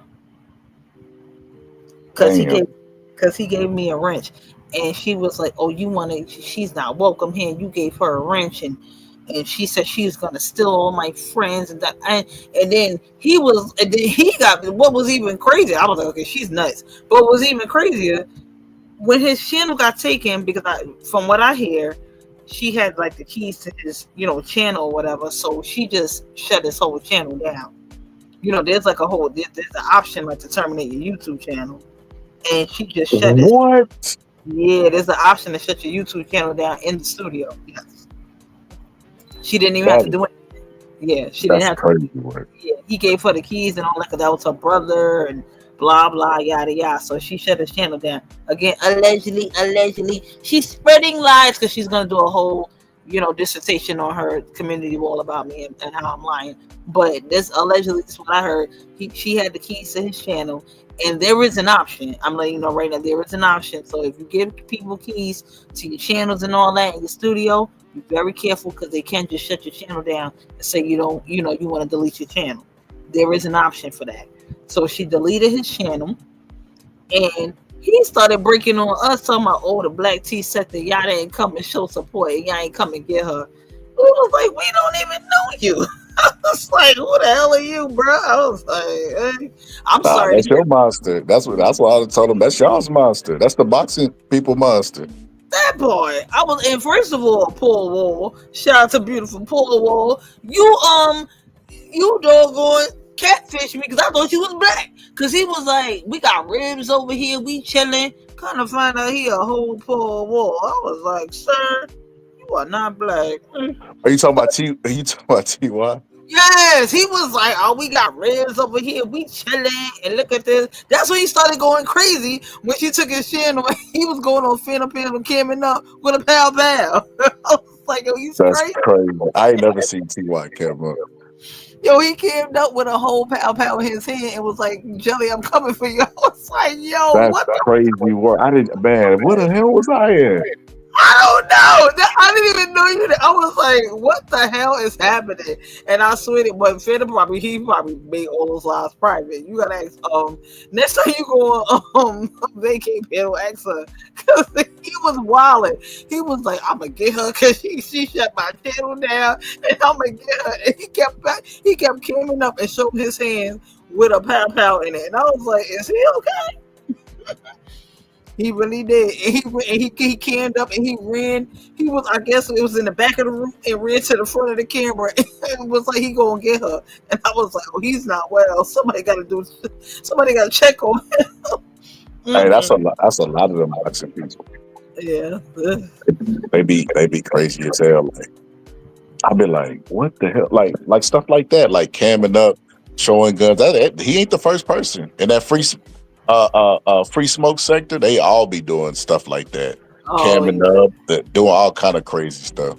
But that's my thing. I want to know, like, because again, we get shut down for less. Our channels get chopped down, canceled, terminated for less. How do content creators get to, or even subscribers? How do content creators get to let that ride on their channels, and nothing happens to them? How does that work? I mean, I got a theory. When I look at my demographics, it's like 5%, maybe 3%. It's like low percent women, but it's mostly males. And even if they get into it with me, they'll just like take it as like a challenge or whatever victory, defeat type thing. They don't normally seek retaliation in the form of getting my channel took down. So I think that's why it be. I think in these spaces, it's a lot of frenemies where people posing as friends, or they're not saying nothing. They just in the bushes watching, and they be reporting to YouTube. So I think that's how a lot of these channels be getting shut down over here in these spaces. The demographic is too much, too many women. You're onto something with that. I definitely I can believe it. That definitely makes sense. Like, people act like they rock with you and they support you, and in the back they really reporting you. Yeah, I believe it. And you know what was really crazy? I had an experience where there was a dude I was really cool with. And like we was even to the point where we was on the phone and like, we talking about kids, family life and stuff like that. But like, he would like talk shit about people. And that's why I learned ain't nobody special. If they do it about one person, they'll do it about you too, right? But I never took out like, I treat my relationship with him as my relationship with him. His relationship with other people is with other people. But then he started to like, actually find success. And I didn't like the way how he was treating the people that helped him get there. So like, yeah, I'm good on this, And then like the final nail was like, I had just got monetized and I maybe had like 3-4 members and he was one of them. And I kept getting dislikes on my video. I'm like, these are members only videos. Ain't nobody dislike it but a member. And then I knew the other people was solid. I already knew. And I even asked him just to double check, but he was just like, I'm like, I had stopped talking to him. He's like, bro, you gonna stop talking to me over this? First, you know how they do it. The first thing they're gonna do, make it seem like you crazy and gaslight you. Then after they admit it, they're gonna minimize it. Well, it's just a dislike. I'm like, bro, it ain't just a dislike. You're posing yourself to be a friend or an ally, but when you get incognito, you disliking my video. So that means secretly you don't like me. In my opinion, I've seen videos and content that I did not like, and I still didn't hit the dislike. And I don't even owe them people that. I didn't even know them. I'm like, bro, I was like, in my regular life, my circle's small, and I can control that. On the internet, I can't use certain cues that I can use in real life. So I'm like, this is a red flag to me. Like, if you look at the people that have been unalive, they're unalive by people that they know, that they have relationships with, that they gave trust to. So why would I come online knowing that and allow somebody who secretly dislike me to still be in my face? Like, no. Right. That's it. And this is the thing. And I don't want to say it's going to lead to this, and I don't want it to. And that's why I'm trying to move in a different direction. I'm trying to, broaden my horizons and grow my audience and expand and come from out of this sector, because I don't want it to turn into this sector sort of kind of right now is getting, first of all, it's a very small sector. It's a very small section of YouTube. It's the black tea sector, and then you have a subsidiary of that sector as the Jaguar Right sector, which now has come to be a little bit dry because Jaguar Right isn't really interacting with the content creators intimately as she once did. Jaguar Right at one time would hit a panel, she would troll your chat, she would go live and talk about you, this and that. She still talks about certain content creators, but she doesn't do as many antics and or troll content creators in the sector as she once did. So now the content creators that relied on her for content, immediately, now that she's not providing any antics or any content, now it's turning into everything on each other type game. So I'm one of those people that they're turning on. Got it. So get it. I'm from Brooklyn, New York. I get it. I got a tough skin. I got a thick skin. I come from a big family. We used to roasting each other or getting on each other. I got it. The part I'm having a bit of I now ask you, because I just want to pick your brain a little bit, because you are I consider you intelligent, and you always have a different perspective on things, and you have a wide range of perspective on things. To me, this sector is given like a crabs in a barrel mentality. What would your suggestion be not for myself, but just for any content creator in the sector, and or a suggestion for the sector to keep it sort of kind of thriving, because it seems to be dwindling a bit now that Jaguar Wright is not kind of like showing her presence in the sector, and just giving people content to make commentary on, so they're turning on each other. But what would be your suggestion, I guess, to kind of like keep the sector alive or keep it thriving, if Jaguar Wright is not the main factor for this sector? I would sorry. suggest Yeah, I'm maybe. sorry. Did I go left with that question? Did I go?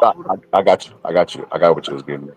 I would go more along the lines of like you know how Aaron the plumber went on Pop the Balloon, and he done turned that 15 minutes into an hour. Okay. You just gotta evolve it. Like what brought y'all together might not keep y'all together, but branch out. I think you're doing the perfect thing right now. You're trying to expand it. First off, go to the boxing. That was what I suggest. I was telling Vay this. Because it's so like male dominated that anytime they even hear like a soft word, like who said that? You know what I mean? They look at it. You remember them dogs on Squirrel? That's how they be whenever they hear just a female voice.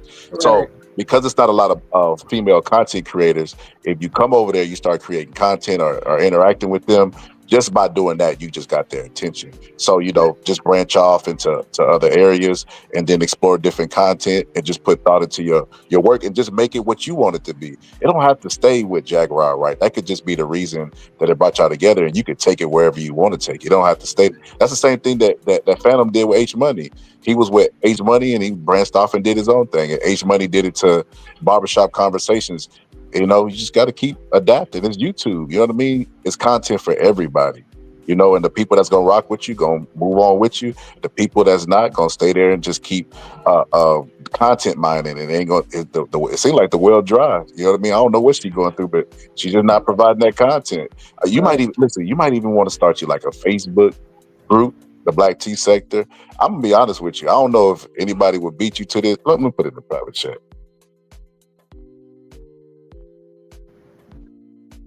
I was about to say, Boss Scott, don't give it all away. Don't give it all, though. I appreciate you. Y'all make sure y'all smashing that like button. And this is the Boxing Scholar. Do I have any mods in the chat? I'll definitely, if no mods in the chat, I'll definitely put your link in the chat. Y'all go right on ahead and subscribe to the Boxing Scholar's channel, because he's super, super dope, super helpful. Okay. Got you. Okay. Yeah, I might do something like that and just take it where you want it to go. Because I mean, if ain't no captain of the ship, that means it's free. You know what I mean? For you to take the helms and take it where you want to, because the people is here. Gotcha. You know what I mean? You got to take that moment and just expand it. Because like I say, Aaron the plumber, he even in the boxing now. I see him training. He was supposed to do like a celebrity. I'm like, that dude is doing what you're supposed to do when you get that limelight. You're supposed to run with it. You know who passed their moment? Cooking with Kaya. Yeah, what the hell happened to her? I felt like she was a little bit like too young. Yeah, she was, and I think she just thought it was cute. She didn't understand work ethic and keep it going. And so what the hell did happen to her? I don't know. I think one of her siblings passed away. She was going through deep depression. And then when she was like reacting like with her friends, I was like, dang, that's the problem. She don't got no real friends. Because there's certain stuff that you see people do or go through, and you see how they friends react. You're like, oh man, they ain't got no real friends. I feel bad for them because they kind of ain't got nobody. Right. I mean, that's that for me. That's that YN mentality. That they just come from a different core. I don't know what Gen Z or Gen X or what the hell, Gen Y. I don't know what the hell they are after me, but these young people today is like weird. I'm sorry. It's like, that love stuff. Because I wish I was her cousin or something, so I could have told her like, listen, fuck all that love shit, man. You need to go take this moment in, because you doing 20 V1s where you could charge $40,000 just for one appearance. You might even could negotiate to get a revenue of the video afterwards if you really good at business. Like you got everybody's looking at you. People are trying to copy your content. Like there's no reason that you shouldn't take this in. But it's kind of like, I think she got famous by accident. Like I don't think she ever wanted it or had desire. She was just filming content, and then like there was no plan, like it just kind of happenstance, and then she just kind of ran yes, with it. I got you. and then her boyfriend. She was at Kai Cenat's streamer university, and then her boyfriend broke up with her, and she was crying over that. I'm just like, see, there's love stuff. Like, man, you probably not even gonna be with this dude 5 to 10 years from now. Like, you should focus on your career. Like, forget all this love stuff. Shout out with a Boston scholar. I've had my fair share of woes. Life for me has been no crystal stair. It's had cracks in it and boards torn up. But the point of the story is, I was there too. And it is bad. When your heart is broken, it's bad. You can't even focus. You can't even eat. You can't even sleep. Oh, that's a fact. That's a fact. It's everybody do the same thing. Like when you first do it, if you got good friends, if you're lucky enough to have good friends, they're gonna be like, man, don't worry about that. We finna go out. You like, yeah, fuck that. You know, you and your usher after the night, don't leave your girl. You know, you all that stuff. And then, you know, as the night go on, you know, you really realize that was just a deflection from you know, you trying to whistle past the graveyard, and then the emotions start to set in, especially if you done had some alcohol or some whatever, you know what I mean? You just started like bubble up. You just like, man, they did me wrong. Everybody goes through that. That's just human nature. But that's why I would advise, like I said, that's why I wish that was my little cousin or something. I would have even told her not even get in a relationship. Like, man, like forget all that. All that stuff is gonna do is like make you sad and depressed. And then when you get older, you're gonna look back at it like, I can't believe how stupid I was. Like that was such a childish relationship. But that's what happened with me. I was like, I can't believe I was acting like that.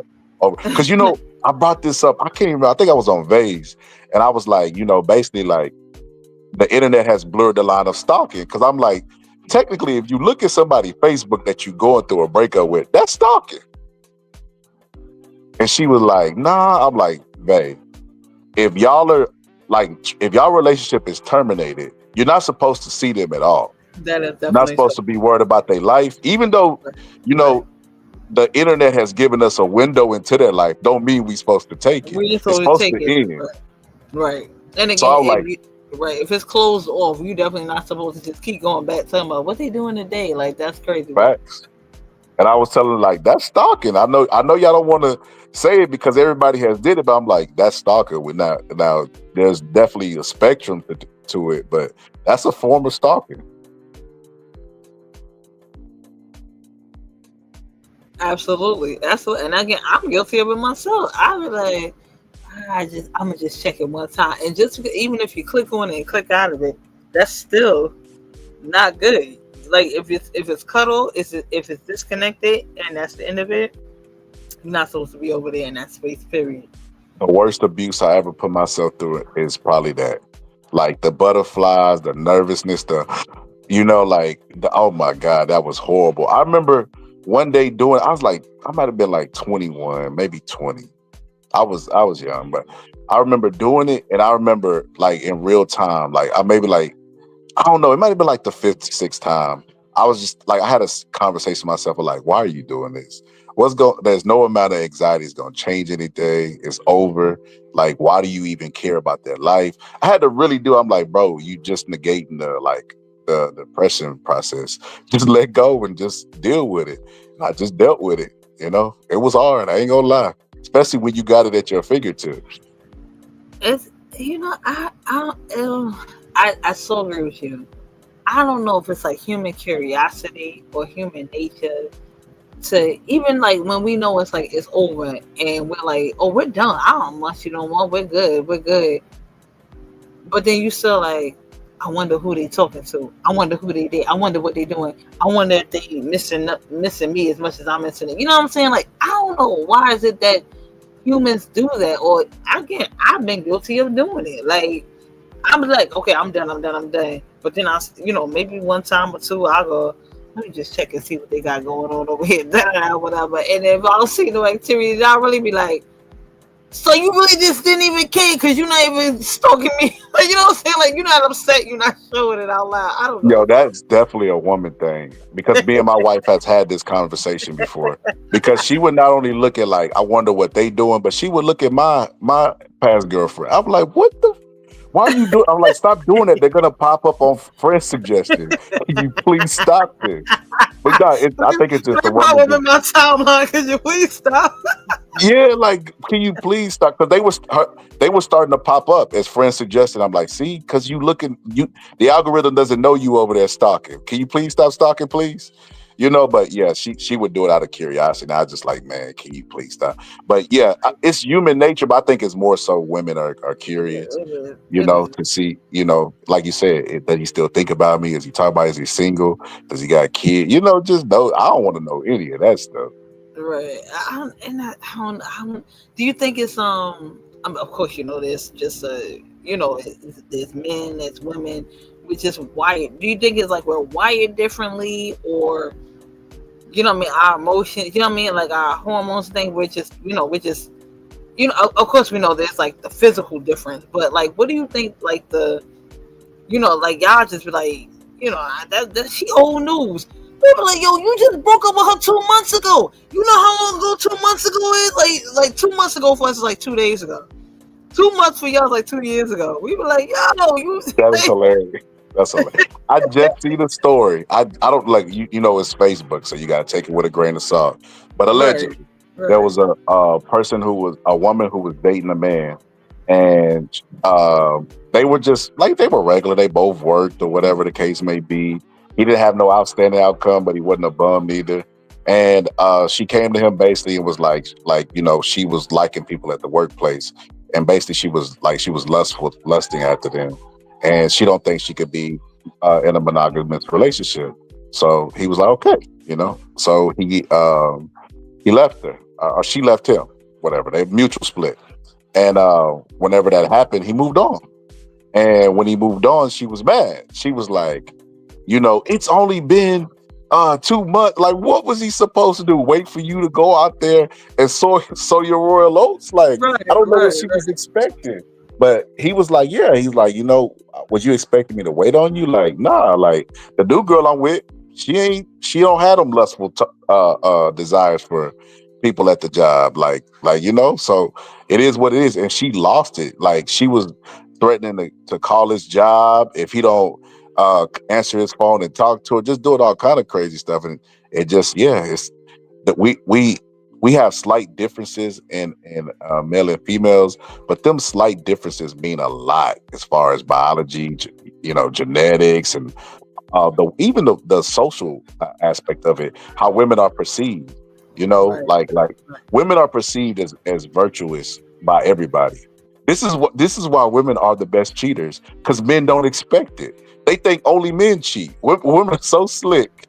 Right. They got men thinking that only men. It's like, who they cheating with then? We don't, because we don't. Yeah. So, but yeah, that's why too. It's the biology. You sound I can say that so calmly. We don't. Yeah.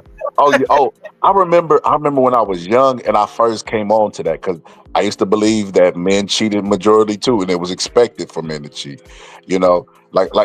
Her story was talking on Polos, and she said her daddy was all like, shit, my daddy was a hoe too. I remember my daddy used to drive me to the side chick's house, when I was a baby. That's crazy work. But I got 5 mommies. That's what I was just playing. But nah, he damn, I done lost my train of thought. All the way to Polo show, and it got left there. Men and women. Women are the best cheaters. Your dad drove you to the side chick's house. I was talking about the difference between men and women, but I was trying to think where I was for to take that. Men and women. It'll come back.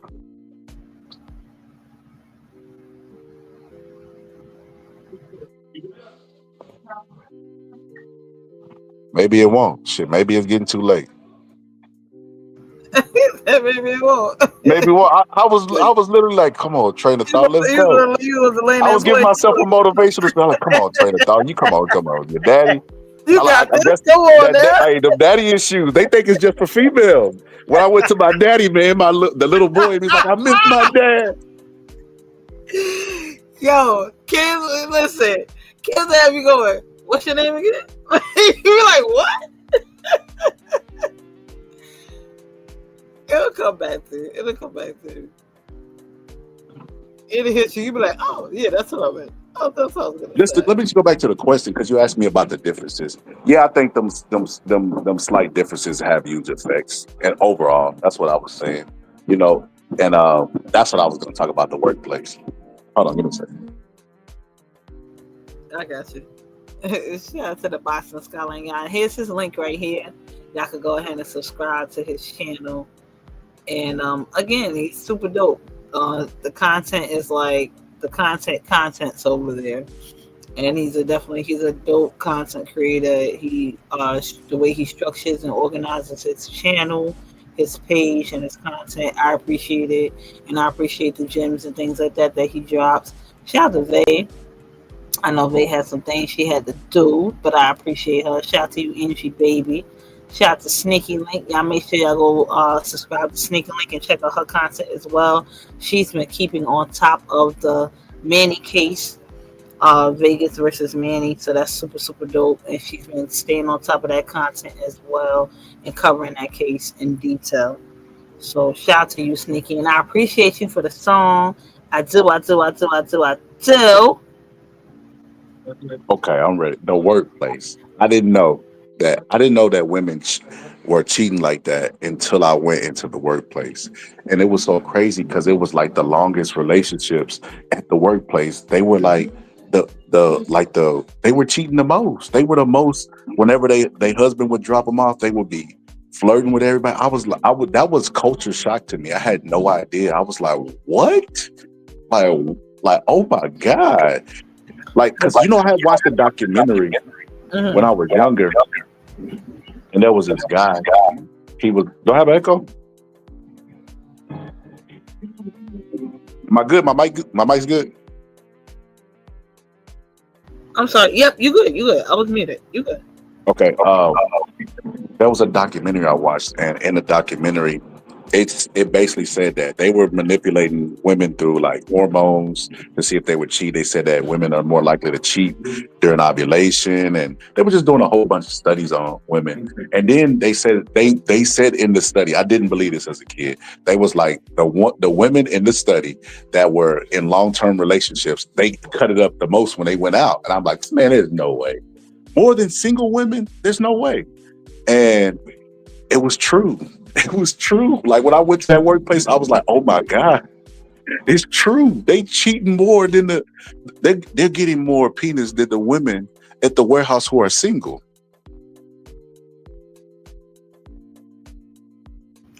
But do you think that comes from like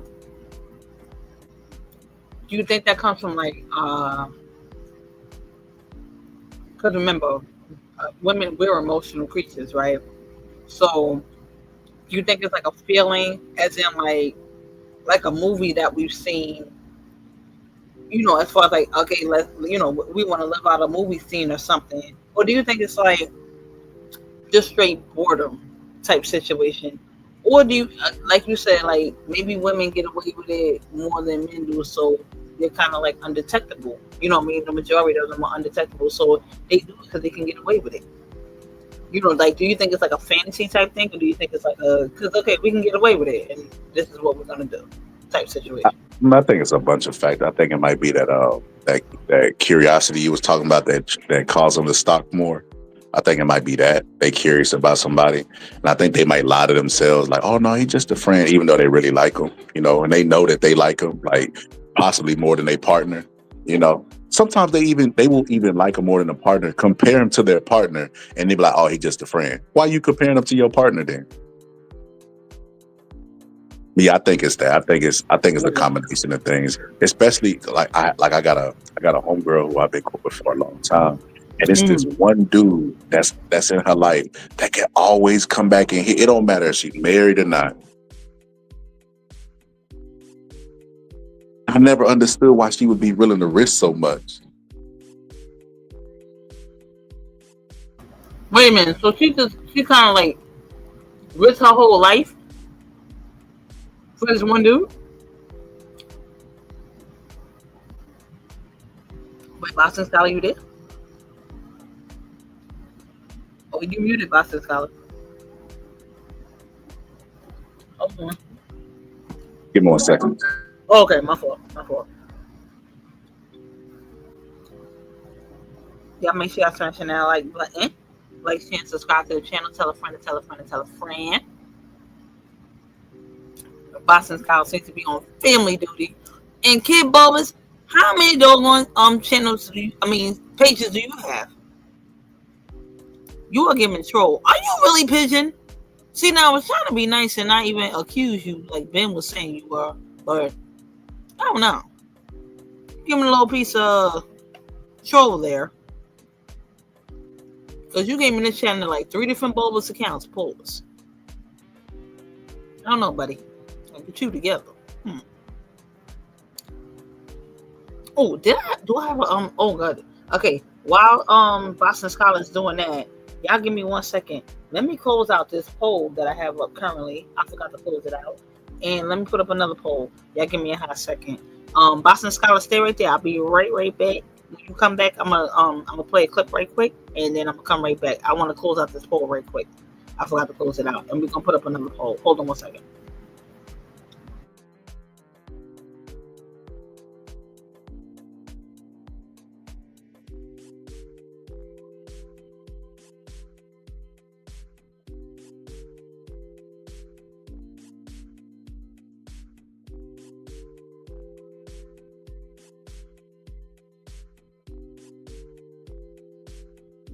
Y'all niggas rather be more famous than rich.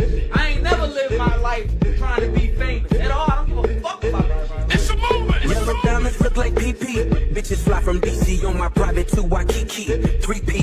Niggas is my sons and that's on repeat. Sins of the father, so I call you little Michis. It's easy. How could you and me be? Ever seen his peers? Can't compare. You just CC. Don't you know these clears in my ears? Only VVs. Playing musical chairs for the stairs. Who be GGs? Too much wear and tear on your back. It me. White girl service with the big. I am Luigi. So ecstasy and disappear. I am Houdini. Look at them, him and him, still waiting on easy. I hope you got your squeegees and your interviews. I just key life's peachy. ASAP with Riri. You rappers all beneath me, but love like the Bee Gees. International flights connect me to the Wi-Fi. The only way you reach me. Ballerinas doing pirouettes inside of my snow globe. Shot sprees and Soho. You had to see it. Strippers shaking ass and watching the blow blow. 8 trumpets and rose rolls. Kenny Alabaka, Panama fishing village visiting with Papa, with choppers, all of you imposter. Simply just Ferrari window choppers. The one that I just saw that looked like it was built by NASA. Over $500,000 we call for Kasha, reaching for Akasha. Never leaving home without my peace like I'm a Hama. From the tribe of Judah, I'm Mufasa. Never turn the other kids, you're like at the Oscars. Persona non grata, mi casa su casa. Drugs kill my team spirit, welcome to Nirvana. You was Fuji Lala, I was Alibaba. Dressed in house of Gucci, made from selling Lady Gaga. Hakuna Matata, island wearing tie-dye. Umbrella in my robes, like the one that's in this mata. Listen, you are not I, cross T's, got eyes. I done disappeared and reappeared without a voila. Ballerinas, doing pirouettes inside of my snow globe. Shopping breeze and so low, you had to see it. Strippers shaking ass and watching the blow blow. 8 trumpets and rose rolls. It's a movement. You can't stop me. Talk to you, so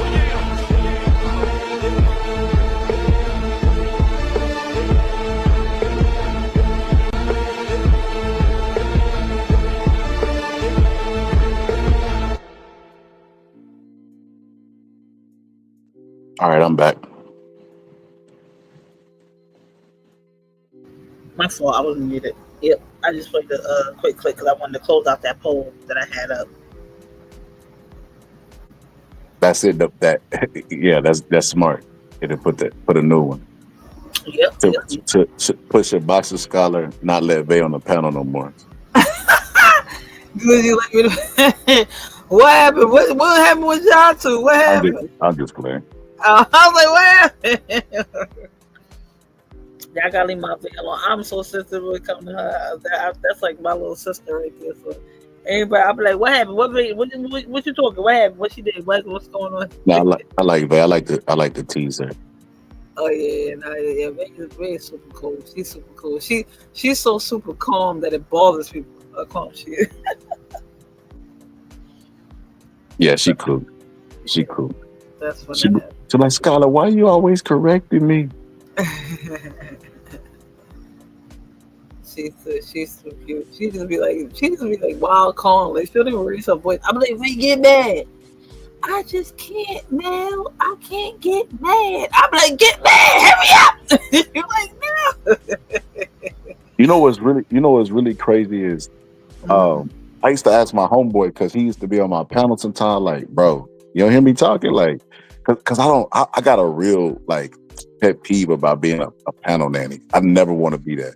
Cause like you say, you know, you observe people and you say, I don't want to do this. You start formulating the idea of what you want your channel to be. And I never wanted to be a panel nanny as long as they were like respectful. You know, like if they're not getting crazy with it, I don't believe in censorship, you know? Right. I really have a pet peeve about telling people something. And now if they getting crazy, then okay, they invited it.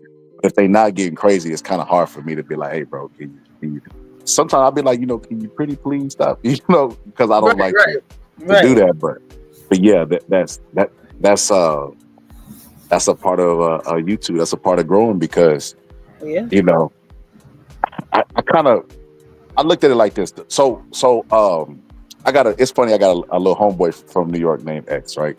And I did an episode a while back, and it was called "We Don't Want to Hear You Say Nigga No More." You know, the Kendrick thing, right? And I basically had to do that because, like what y'all said earlier, the boxing world is extremely racist. There's no doubt about it. But it's racist by nature and design because, you know, they still got like the Mann Act with Jack Johnson and stuff like that. A lot of the boxing is the oldest sport, so a lot of the laws go intertwined with boxing. And then it's tribalism, so it's like racism at its finest. You know, like there's even stories of like Jack Johnson. See, Jack Johnson was hated by white people because he was pro-black by default. He really didn't like black people. He actually wanted to be white. He was a coon. But because he wanted to be accepted by them, he actually broke a lot of color barriers. You know, and he used to spar white fighters and he would stuff socks where his penis was to make it look bigger. And then he would let them know, like, hey, white boy, you know, if you cut me in sparring today, I'll give you I'll give you $10,000. And they hated Jack Johnson. But that's why they put laws like the Mann Act, you know, transporting white women and prostituting them. Stupid stuff that still exists to this day. You know, but that's why boxing is racist by design and by nature, because that was like the origins of it. When Jack Johnson beat this white dude, the people rioted inside the ring. They flooded the ring. The newspaper deleted like all footage and anything of Jack Johnson because it went against the idea of white supremacy, you know? They deleted everything that had anything to do with it, everything, you know, because that's the origin of boxing, racism. So people will try to pretend like boxing is fair and, oh no, I'm just in it for the purity of the sport. Let somebody who's they same nationality be fighting. You'll see, you know, tribalism at its finest. I remember one time I went to a sports bar one time to watch Floyd Mayweather fight Marcos Maidana.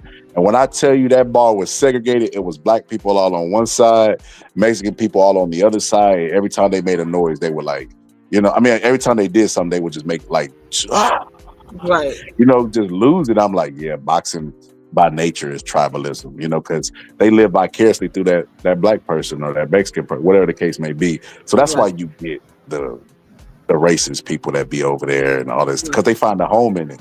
Like they don't even really be boxing fans. They just say, "Oh, y'all like white people? It's a group where only white people hang out. Well, I'm gonna go there." You know, like, and we can talk about black people comfortably. Like, yeah. That's why you see a lot of racism in boxing. But like I said, if you keep expanding like you doing, man, like that thing that you covered today, that was just like the tip of the iceberg. You know, you're gonna keep on doing it, find current events and stuff that's the algorithm gonna push you out through, and then people gonna like your perspective. Because a lot of times people just want to hear your perspective, because there's a person in the boxing sector that does current events too as well. But they will watch his show and then watch mine, because we had two different takes and two different viewpoints on the whole thing.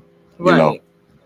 Right. And that's what I'm trying to do. And again, I'm learning as I go. You know, again, I'm not claiming to know it all, but I like to give my perspective. And again, I like to mix clips and music in between, you know, again, because I kind of have like a radio podcast type format in my own mind, and that's the background that I come from. So I like to mix the two. So when I saw Your Lies Inside, I was like, oh my God, I said, I must be on the right path, because I'm like, Boxer Scully, he does, you do your clips, and again, you do your research. You just not getting up there hitting live and just, babbling about anything. You're like, no, let's refer back to this. Let's go to this, that. You like educating and informing at the same time. And I'm like, wait a minute, that whole Kogan live, I was like, say what now? I did not know half that. I was like, yo, this dude is horrible. I was like, I'm taking my whole RP back. I don't know where he going in the afterlife, but it ain't nowhere near me or mine, because I don't want to hear it from this dude no more. I seriously, I didn't take any of that into account. Only thing I just knew was like, WWE and WWF or whatever, WrestleMania and all that type of stuff. But I didn't. I just forgot certain points in between, and when you connected the dots, I was like, "What?" And made it entertaining, fun, and connected with the audience and engaging. I was like, "That's what I want to do. That's where I want to be. That's what I want to do. This is dope." Like, I was like, "Oh snaps!" I was like, "All right, cool." With a center third, and again, it's not that I'm, some of them in this set, and again, for me, this sector seems to cut each other off at the knees, and it's the same mentality for me, like with the rap world, like, oh, you too old to be rapping, and Nas is 50 and Jay-Z 50 this and da da da, and they too old, and Run DMC, and like, where they at? They, who's paying for a Run DMC concert? But let that be ZZ Top or the Sting or the rest of them and all that. They pay for the Beatles. Beatles tour today was 145 years old and was selling out still. Come on, like how come they pay for their people, but with us is y'all too old for that shit. Y'all looking crazy out here. Like, y'all look terrible. Like, something. They don't want these YNs out here that want to drill and kill each other. Then ain't nobody at the concert because everybody done offed each other. Like, what the? Like, how we supposed to do that? They all packs of weed now. They all smoking on tucker and shit like that. Yeah, that's the weirdest shit. But you know what's weird about rap? Rap is the only place where you're supposed to get better with time, because it's basically articulating yourself, your vocabulary. Those are two things that's supposed to get better as you age, right? Especially if you've been doing it for 10, 15 years. I just don't understand. Understand, like what you said, why they throw him away. Nas, to me, raps better than he did with young. Same thing with Eminem. They spit way better, but they just like, oh, no, they old. It's the young man's game. I'm like, okay. Yes, and no lie, and not to be funny again, say what you want, and he a white rapper, da da da. But Eminem is spitting, he's still spitting fire and spitting bars at this age now, and he's a grandfather now. Like, you know what I'm saying? So it's like, for me, with age comes, wisdom, and that comes in that. And again, all you're doing, the more time you spend, for me, perfecting your craft, the better you are at it. And I like that. I do. I like to hear the old school. Even I like to hear older rappers still staying with the times and still staying relevant and things like that. I just don't understand why. Do you think it's an industry thing, or do you think it's a cultural thing as far as like an us thing? Like, why we don't keep our rappers alive or keep them relevant?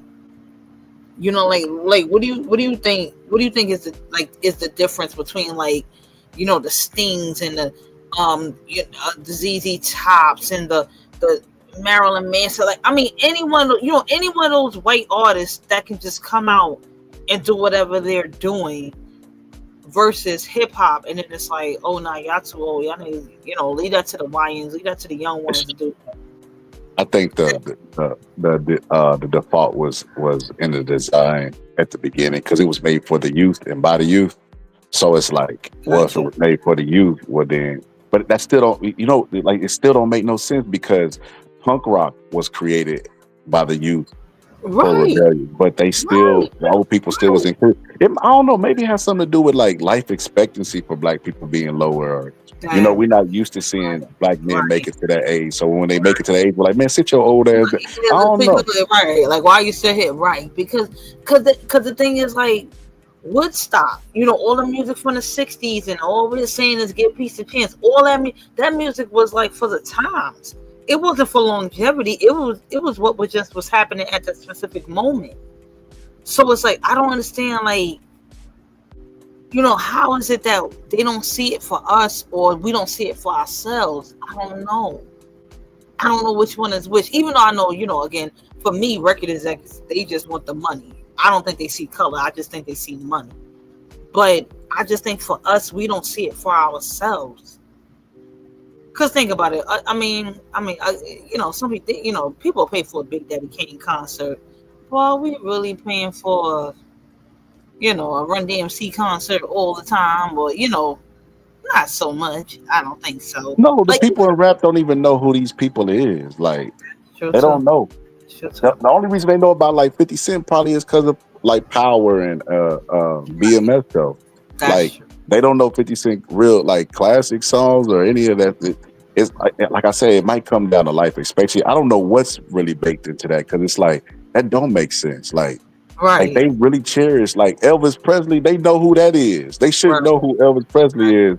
Going by like how we treat the rap people. Right. It's so weird to me, like that we have. And again, a lot of these songs, again, I love music, so a lot of these songs I've learned like from older artists, because the newer artists, they sample everything. They sample all the old artist songs. A lot of these young artists, they don't even know where this music comes from.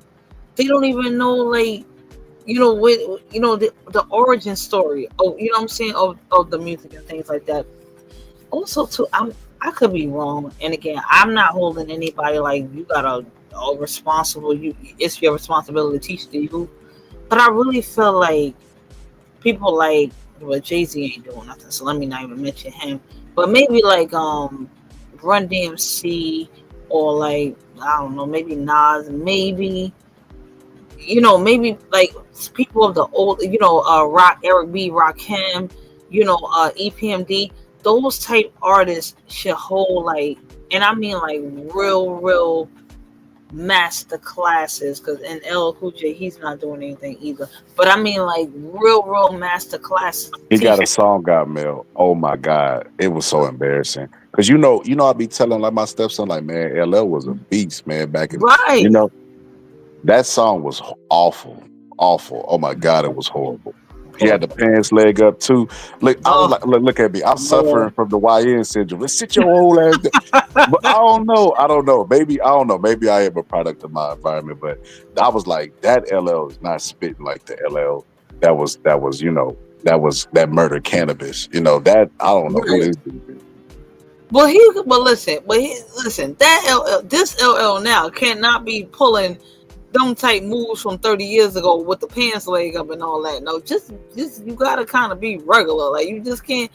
At some point, the lips got to get dry. Like LL, stop licking your damn lips. You can't be all oiled up and buff at like 70 now. We already know that is either filters or something. Like cut it out, because no, that's not what you looking like. You got to show that dead body.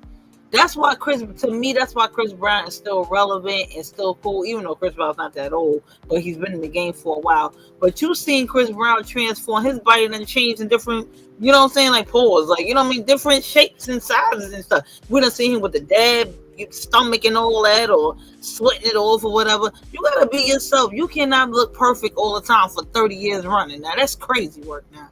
Jesus Christ. I don't know.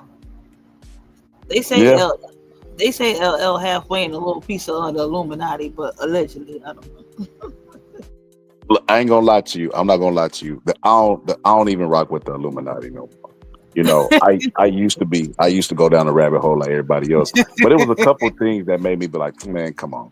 The first thing being, it's a secret society, but everybody knows everything about it. Right. And then the second thing is Jay-Z got a song called "The Devil Is a Lie" with Rick Ross, and in that song he said, "Oh, it can't be a nigga if a nigga rich, or it got to be the devil that's some nigga shit." And I'm like, bro, he right. Like, why black people just can't get rich on their own merit? Why gotta be a secret devil that's helping them get rich? Like, come on, man.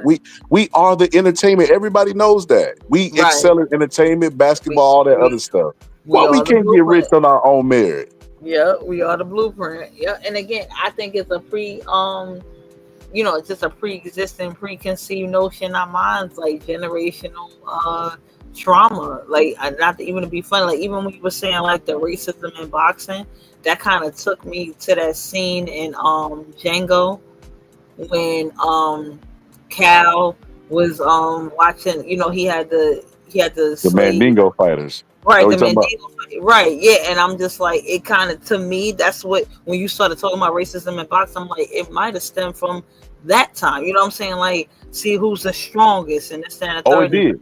It definitely did. Yeah, pitting them against each other in a ring or in a section. You know what I'm saying? Like, so yeah. It's like for us, it's deeper. You know what I'm saying? And then people, and that's what kind of makes me like a little piece of peeved off and mad with people like, you know, I call her Smuckers. I don't call her Smelly, or I call her Smuckers. She don't get a name over here, but her name is Smuckers over here with me. But that's what makes me mad about it, because it's like when she just flagrantly says the N-word or nonchalantly says the N-word like it's nothing, you don't understand the deeper roots of it, because that hits to the core with us. You know what I mean? For me anyway. And it's not that I'm just sensitive, because it's just a word. It doesn't, you know, you don't consider yourself one, doesn't mean anything. But that makes me think about my ancestors, my roots, the people that have, you know what I mean, bore those scars and that were called that, couldn't even live a normal life and had to really work for free and really got bruised and scarred for it, for that word. Like, I don't know. It's deeper. I don't know. Maybe I'm just overthinking things too. Like, I had a whole, and see, this is what, see, people hear terms like woke. They hear terms like that. They even stole white privilege. They called it black privilege now. And then what was the other one? So it was woke, black, and then the black fatigue. All those were black terms that black people created that have been around since like the 60s or 70s, you know? Right. And, you know, white people hijack them, don't know the real meaning, and then they'll put their spin on it. But like, that's what black fatigue is. Like, you don't, just you being black, it causes you to overthink because you don't know how to be in certain areas. Like I said, we still wear my last name is still a slave last name. You know what I mean? I ain't changed it. You know, I ain't changed it to X yet, but I'm thinking about it. But nah, I ain't changed it yet. But yeah, so we just stuff like that, just little stuff like that is the thing. How we wear our hair. I remember, like, so this is what happened in the boxing section. This is how I know boxing section is completely fucking racist, right?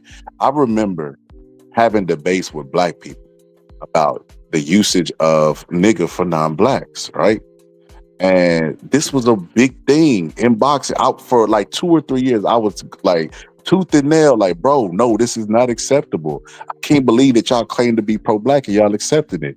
Then finally, like after 2 years, falling on deaf ears, I was like, man, fuck, it is what it is.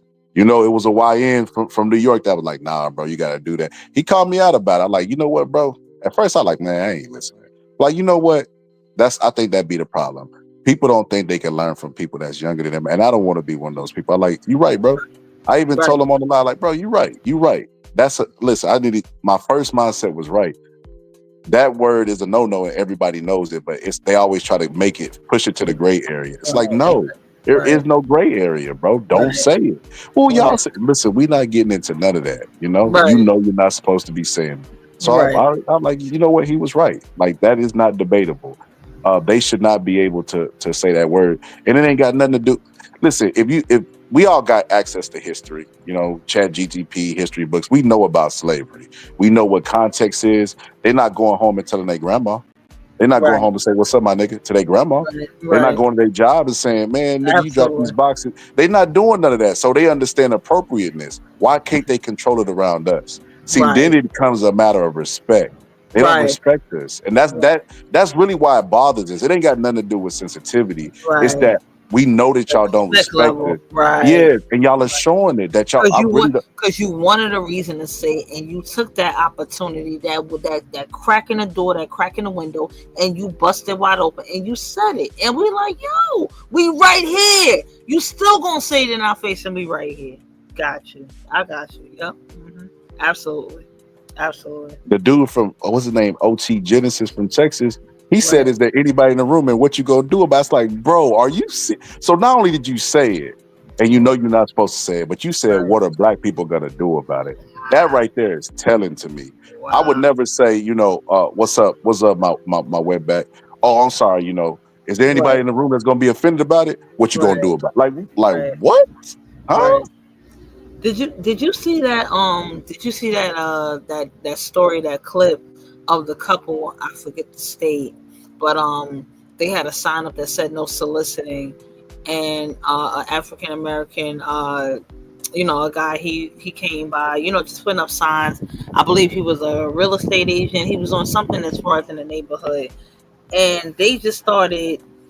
The white couple went in on him and just started hurling and screaming N-words at him, this and the third.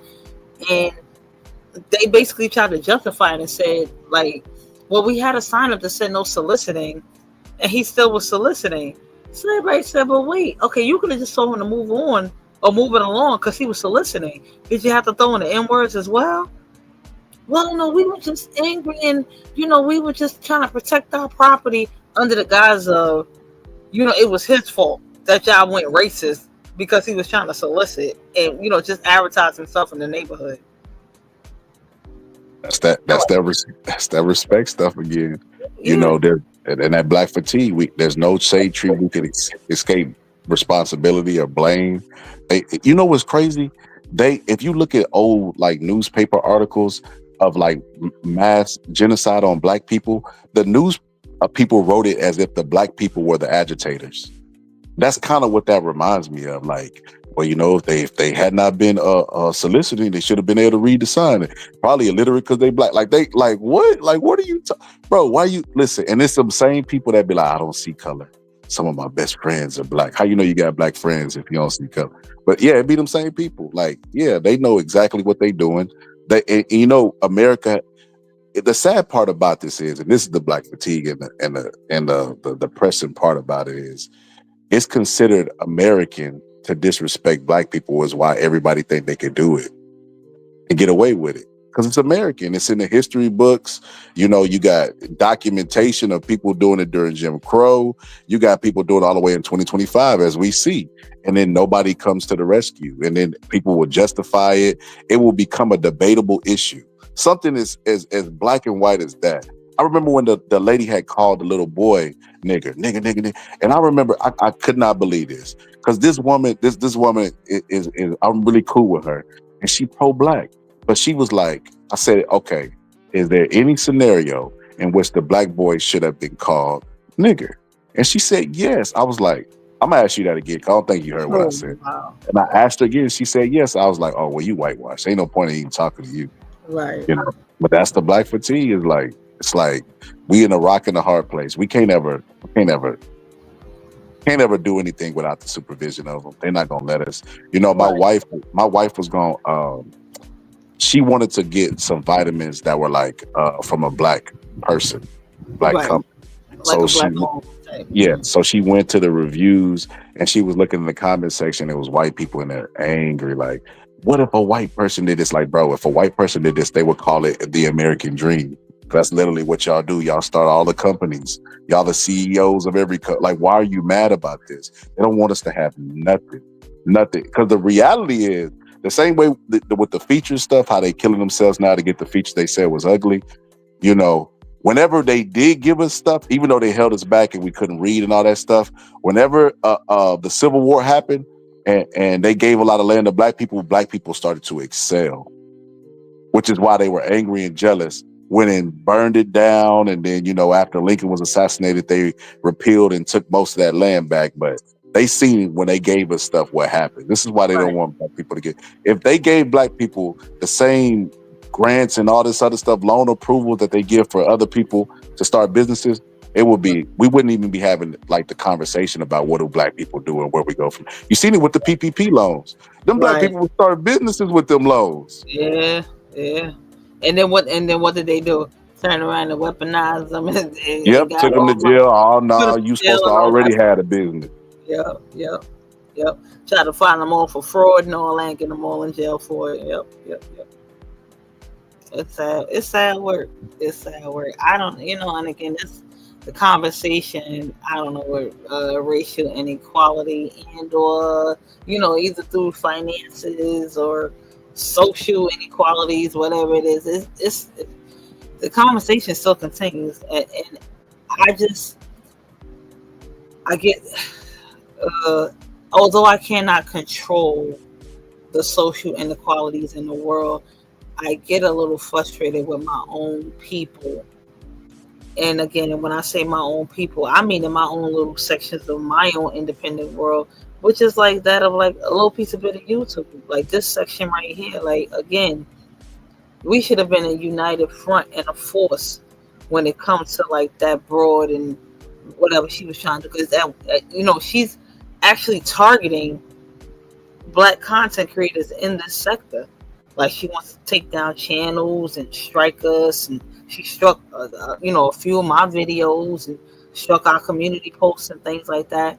My objective was just to get her off of YouTube because she was a menace to us and a detriment to us. But that turned into an internal conflict to where people started turning on one another within the sector.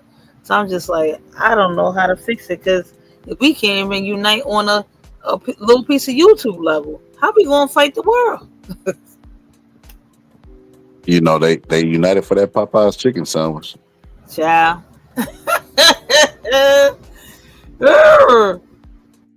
Yeah, they'll unite. But it's hard to get them to stand on business because they're gonna find a reason to do what they want to do. That's the thing about it.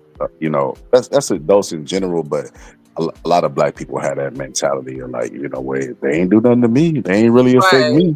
Ain't got nothing to do with me. Right. And again, I've said that.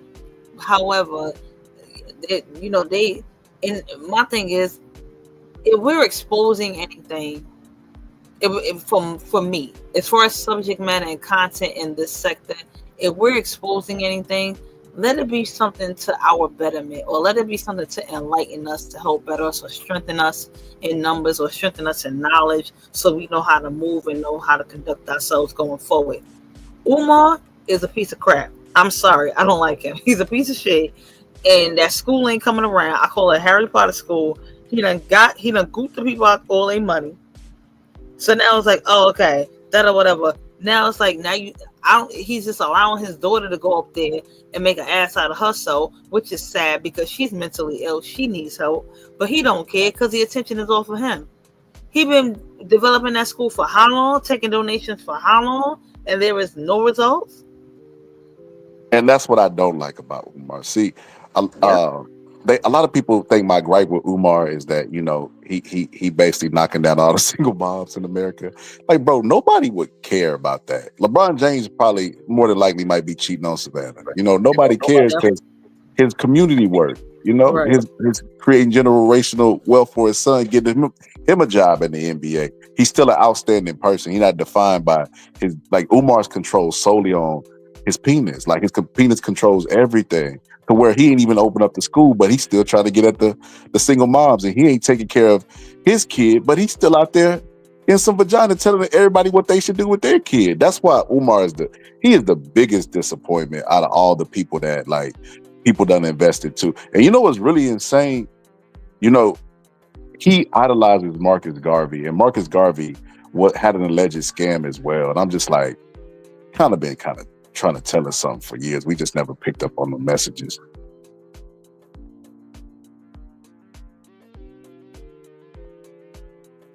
Yikes.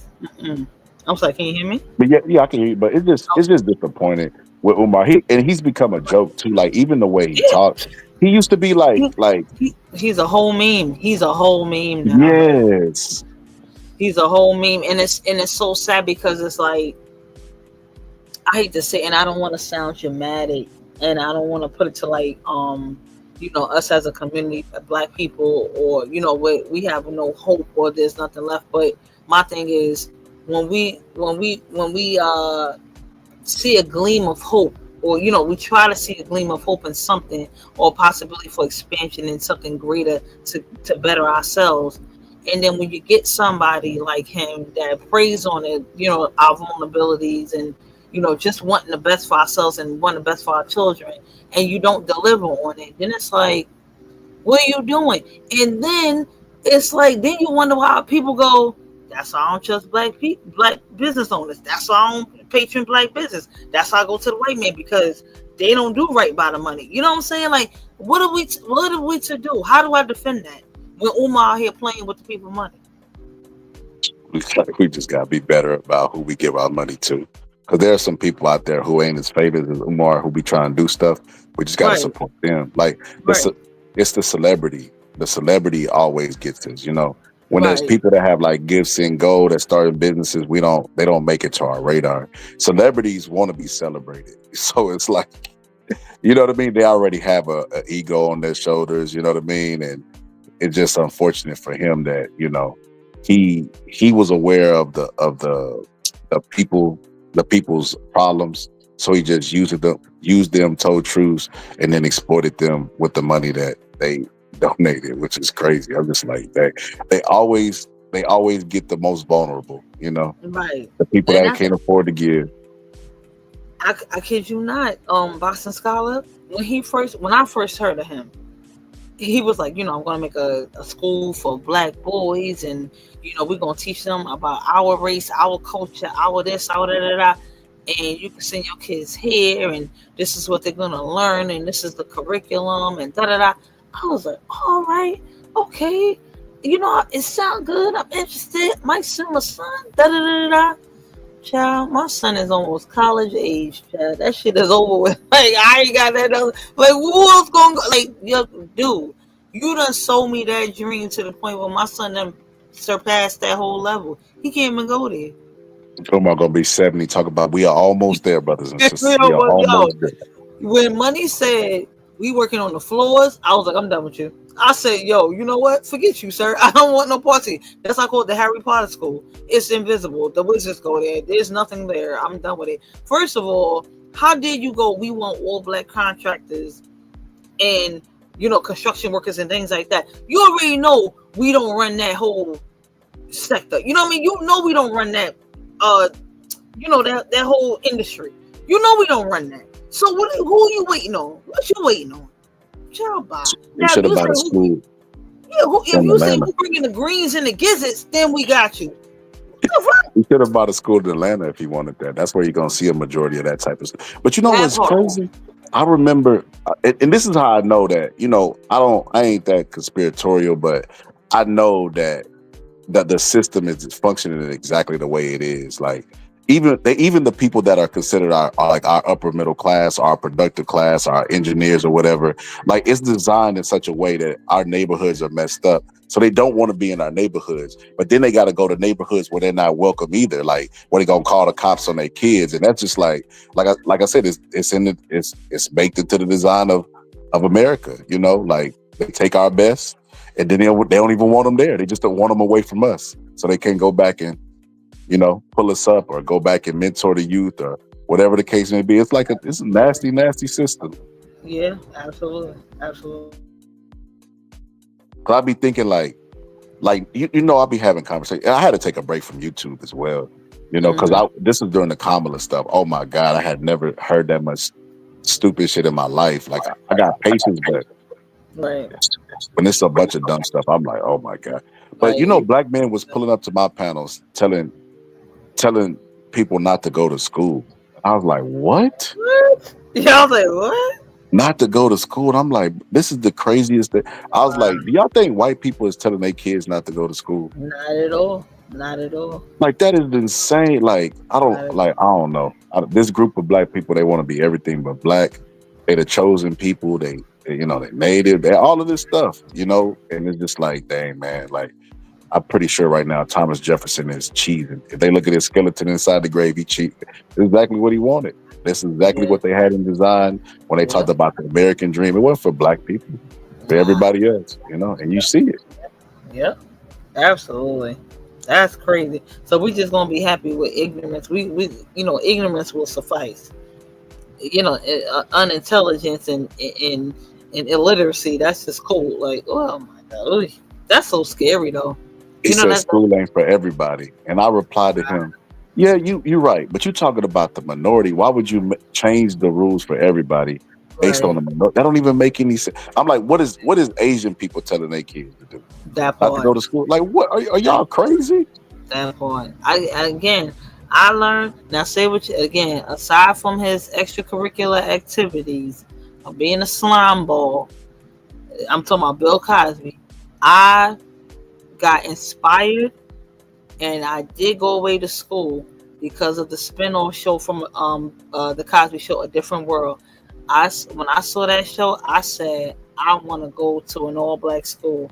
I actually didn't end up going to an all-black school, but I did end up going away to college because I saw the fun they were having, the culture they were getting, the education, the different topics they were discussing, the student government, just interacting with their peers and things like that, being independent, working, living away from home. I just saw that dynamic and I said, I want to do that. And I did get, I got a lot of gems from the Cosby Show too. Right? He's like a slime ball, but I did get a lot of gems from the show. But that was one of them. And when I didn't go to an all-black school, but I did end up going away. And I really felt like that helped mold and shape me. And even if people don't get the opportunity to go away to school, I do believe formal education after high school can at least help somewhat. At least it'll help prepare you or know what you want to do in life. And don't get me wrong, everybody may not make it to the finish line, but to have at least tried, you can at least say that. But I don't like that whole school ain't for everybody. Like, learning isn't for everybody. Like, we're never too old to learn, and we don't know everything. Like, that's so ugh. I don't like that. And again, you have a lot of other coaches outside of the black community that put restrictions on their kids. If you don't go to school, or your father's a doctor, you better become one, or your father's a lawyer, you better become one, or they went to the military, you better follow suit. They will not give you anything if you don't follow suit. So, I don't know.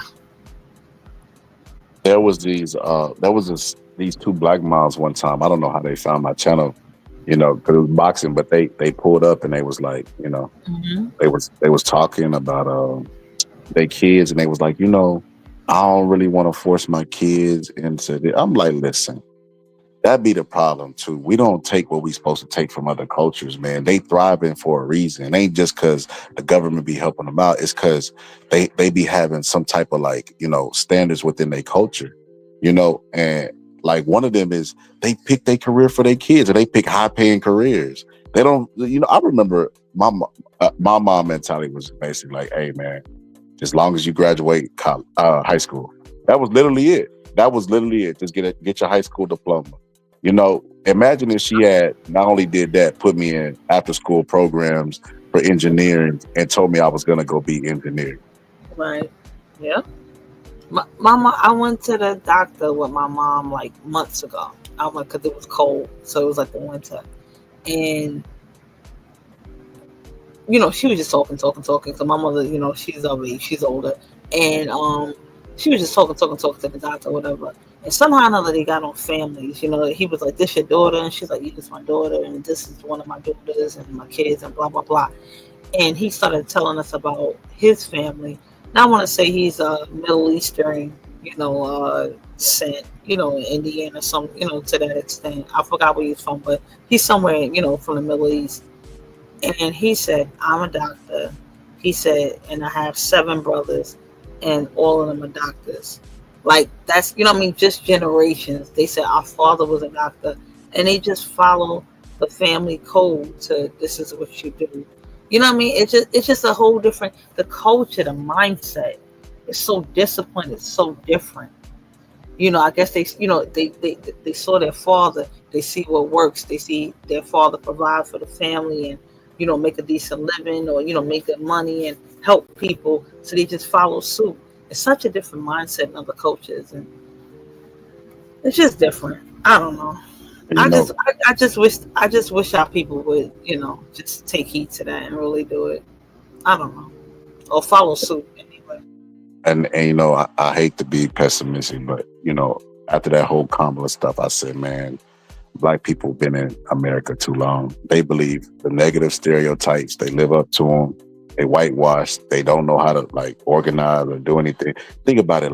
in the 60s, them black people were like, they were organizing, they were fighting. They didn't see no progress, but they were still fighting. The Panthers, all those people, black people ain't doing that now. Like you got a little bit of people that be trying to do something, but Absolutely. it was a consensus. It wasn't everybody.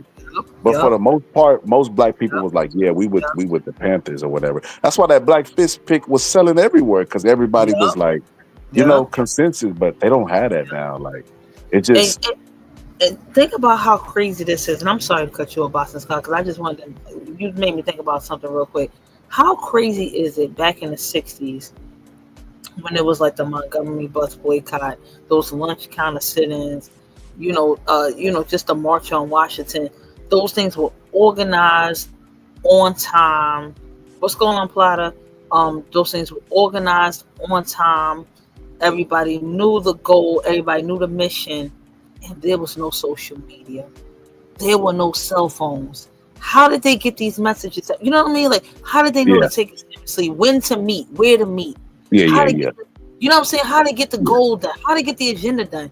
We got all this technology, social media now, and it's in the turmoil within ourselves. This shit is crazy to me. Yo, it's a lady. I ain't gonna say her name. She cool, cause she cool. I do like her. I just think she crazy, but she's really popular. She's really, really popular. She has a big following too. And she be doing open panels. She used to do open panels, but she do open panels now. And she be doing like, where she'll go to certain places and give speeches, like kind of like Umar do, you know. I think she actually does community work, you know. Okay. Umar just enriches himself. But she had a panel, and she opens it up, and it's majority black people. Matter of fact, I don't see no white people over there. Are they in the bushes or just in the comment section? Majority black. And those black people, and she was with this shit. She started it. Martin Luther King was a detriment to the black community. Oh my God. Like, I was like, what? You know, and he didn't really do anything but hurt black people. Oh my God. Like, I was just blown away. I'm like, please stop. What? Oh, please stop. Like, the first one, like, my heart was already like hurt.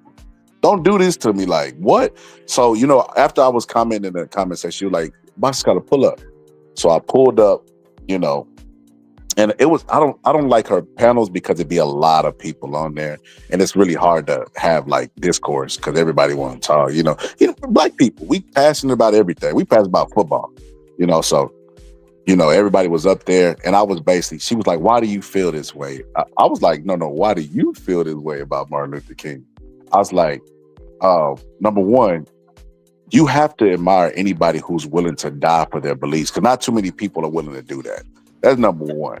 Because, you know, we can believe in heaven, we can believe in any of this stuff. I ain't never seen nobody come back. So as far as we know, that is the period. Even if there is an afterlife, you ain't gonna be yourself. You know what I mean? Whatever. About it, right? Mm-hmm. Yeah. So I was like, so he was willing to give himself to a cause, and he was not getting paid for it. He died broke. You know, and she was like, well, what about the people that he hurt with the boycotts? And I was like, this is so crazy to me. Like, this is revisionist history. I was like, y'all black people, listen to the few black people that was alive at that time. You know, even though the Black Panther Party was a consensus, there were people who thought the Black Panthers were terrorists and they should stop doing what they're doing. So it's never going to be 100% anything in agreement on the subject. So I was like, with Dr. King and the fight for us to have integration, I was like, you don't think Dr. King, as smart as he was, would have thought like, well, maybe we're better off on our own. I said, here's something you probably never thought of. I said, if when they had Jim Crow laws into place and white-only restaurants, that just excluded you from their restaurants, not them from yours. I said, now them having access to your restaurant means if you start a turkey leg hut or whatever the case may be during that time, and it's doing really well, and the town people get jealous like they did in Rosewood, what do you think is going to happen to your business? They're going to go in there because they're allowed to go in there. They're going to say, did you look me in the eye? Yeah. You're like, no. They're going to burn your restaurant to the ground out of jealousy. Those people knew that. They were not allowed to assimilate and build wealth or live wealthy. My teacher told me this because he's from that time. He said it would be a death sentence for black people to even look white people in the eye. And he even said this. He said they were so jealous back then. If you had nice shoes, he said black people didn't even paint their houses because they had to make their houses look run down so that white people would not get jealous in the neighborhood. So you think that those black people were not smart enough to be like, you know, we're going to keep our own and stay segregated. No, they knew integration was the only way that they could have theirs without somebody burning it to the ground with the backing of the government. So yes, it did hurt the busing business, the boycotts. But I was like, two things that didn't happen during that boycott. The dude who had the black business should have bust them when they were doing the boycott. Instead of just saying, Martin Luther King ruined my business, he should have orchestrated with them and bust the people that needed to be bust. Who knows? He could have became the main transport in black business, but he didn't do it. Yes. I was like, black people had this revisionist shit that's crazy to me. It's crazy where and again, it's so for me, and I know people say, you know, you can't blame everything on slavery, you can't blame everything. But that's one thing I chalk it up to. You know what I mean? As far as like, you know, when I try to go backwards and maybe think about the mindset, this and the third, I don't know. And I don't want to rely on that as a crutch. You know, it's all because of slavery. We're like this, that. But it's like, who's going to be the change? And also, we don't have many leaders anymore. After like Al Sharpton and like Jesse Jackson, we don't have any real leaders, to be honest with you. At least in my book, we don't have any real. You know what it is? Mm-hmm. They've been in America too long. Leaders think they should be paid for being leaders.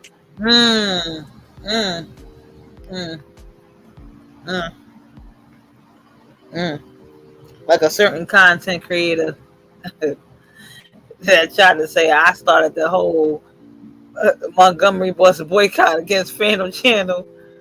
When I didn't, all I just wanted was for, you know, Smuckers to get up out of here. But then she turned on me, and then turned out, you know, other content creator on me and some of her people. And when she got paid to go to Phantom Channel to confront Smuckers, but said she's the leader of the charge. Boston Scholar, I tell you. Leaders think they supposed to just get the spoils of war, and they supposed to. It's like, don't look at them leaders that was in our community and how they died and how much was in their bank account and how Malcolm X's wife talked about how the nation was doing them wrong. Like, you go study those people. Wasn't even paying them, y'all. That's how I said they did it again. It wasn't even for a check. They did it because it was the right moral thing to do for their people. Fred Hampton got, you know, slain while Fred Hampton Jr. was in his wife's stomach. He didn't even get to see his own child, but he did it for the greater good of his people. I'm like, that cost is way more. Your life, the cost of their lives is way more than what anybody could ever pay them. But they did it because it was the right thing to do. I don't know. I get what you're saying. People think they should be compensated for, you know, leading the charge or doing whatever you're doing. And it's like, you can't put a value on and a price on life. Your moral compass, there is no price on that unless you can be bought. You know what I'm saying? Unless you can be bought. But it's crazy, man. I don't know. That was yikes. It's crazy work. Well, child, Boston Scholar, we are approaching 3 hours, Boston Scholar, but I appreciate the conversation. I do. One more thing before we get up, I want to tell you this. No you problem. know, you can learn from everywhere. Don't ever say like, well, everybody knows something you don't. You know what I learned from DMX? Passion. That passion sells. So whenever I do my shows, I always try to do it over something that I'm passionate about. Gotcha. There was a time where like I had a bunch of deaths. People was dropping around me like flies. And you know, I wasn't gonna go to YouTube and vent about it, but it was coming Right. through my work where it was like a job, and I was sounding like a reporter for the news, where it was like, this week, family get, you know what I mean? Where I'm just like Right. reporting. There's Right. no passion. There's no outrage. Because that's how I do. I go get something. I get current events, and I throw away the stuff I'm not gonna cover. I don't try to do a lot of tragedy because I don't want it to be dark. Life is really, really, it's already dark. Right. Me too. Me too. Me too. So I Yeah. I say, okay, what's the stuff I could teach on, or what's the stuff I want to learn about, or whatever the case may be, are outraged over. And that outrage is sales because, there's a lot of corruption going on in politics, YouTube, or whatever the case may be. So then that's when I just go through the editing process. But I learned from DMX, Jay-Z and DMX was on tour. Jay-Z talked about it. He said, DMX was, when he growled, how the stadium just erupted when they heard that growl, and how he rocked the mic, and how crazy and insane he was, and then how afterwards he had everybody in there crying because he was praying. That's that passion. You can't compete. You find some people will see your hard work and your passion through your work, and they'll come and consume it, even if they don't like it. Whether it be a boxing video, they might even fuck with boxing, but if they see that you work hard on it, they'll come. They'll come. So that's what I learned from DMX. That passion is going to bring the people. So find some topics that you're passionate about, and you can continue the Jaguar Wright stuff without Jaguar Wright, like the people being there. And that's what I'm trying to do. And I really am, honestly, I'm trying to venture out and, just find some things that I like to talk about and make it my own. Like I love hip hop. I love music. I love my city. I love New York. So I just, I try to incorporate that, in my lives and bring some information and things with a little bit of humor on top of it, mixed into it as well. So that's what I try to do. And again, sometimes those topics or, that subject matter is not as popular, but it's okay. I don't mind grinding, but it's what I like to talk about. It's what interests me, and interest somebody. You know what I'm saying? Like some people just, oh, that's nobody likes you, and that. No, people tune in. So I had to learn how to tune out that white noise and tune that out and keep it going and things like that. So it's. They know. People don't know. People don't know what it is, but when they see it, they recognize it. They know. They know when they start hating or try to go at self-esteem and all this stuff. Because look, I've run across whack content all day. I never take time to comment on anybody and tell them that is whack or that I don't like it. I just get off if I don't like it, But they take time. They know. They see the confidence. They try to destroy it. People are like that. They evil minded. They don't know how to. They don't. That's part of their shadows. They don't realize what it is. It's just like this. Prime example. Whenever y'all be over there in the chat, and I'd be like, Black Queens forever, Snow Bunnies never. A specific somebody over there gets mad, like angry, like furious at that comment. And it's like, why does that comment make you mad so much? I didn't say anything else to nobody else, but it infuriates you. And that's because deeply, it's deep jealousy down in there. You know what it is? See, this is a secret nobody really be talking about. So I have this Hispanic, not Hispanic, Mexican friend, right? And we were friends for a long time. You know what I mean? We were talking before we became friends. Like we were talking, as in we didn't kiss and everything, went on dates and whatever the case, but it was like puppy, stuff. And we just remained friends afterwards. Right. So right. I remember, one day I was talking to her, and I remember I was showing her my lineup of Black women. Right. I was like, hey, what you think about her? Think about her. As a woman's perspective, she told me that I should stop talking to Black women and talk to Mexican women. What? Then started to confess her love for me. Oh Lord. And I know all that was about jealousy. People are really threatened by Black people in general, but mainly Black women. Mm-hmm. That's what that showed me. That the other women will never tell y'all that this is some real shit. They really threaten. They really they don't like the resilience. You know that's why you always get the microaggressions. They don't like our natural hair. They don't like anything about us. But all of that is just deep envy because they don't have those features. It's unique to us. You know what I mean?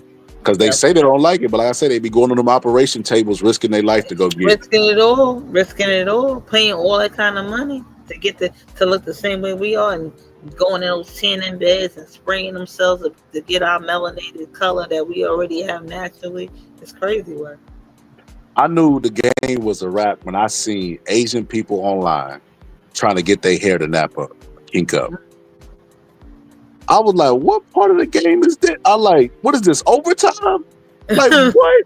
They got law, like the Crown Act and stuff like that. Like, you know, where just our natural way of existing with our hair was like, you know, considered like unkempt and messy and don't wear dreads and all this other stuff. And you got Asian people out there trying to get that.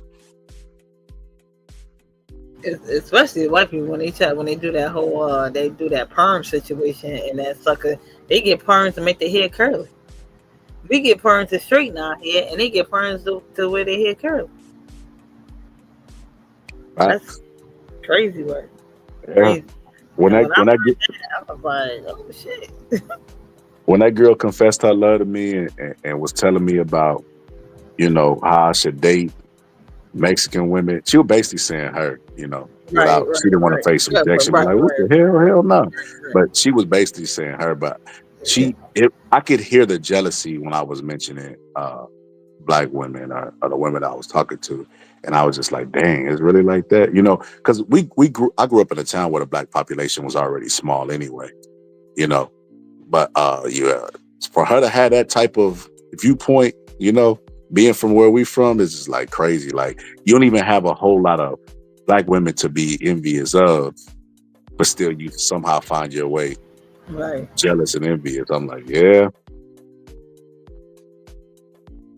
That's either something, you know, I would just say maybe some type of past trauma she's been through with one, had a negative experience, and or, you know, just that envy, like I want that, you know, how come I don't look like that? How come I don't have those lips? How come I don't have that shape? How come, you know what I'm saying?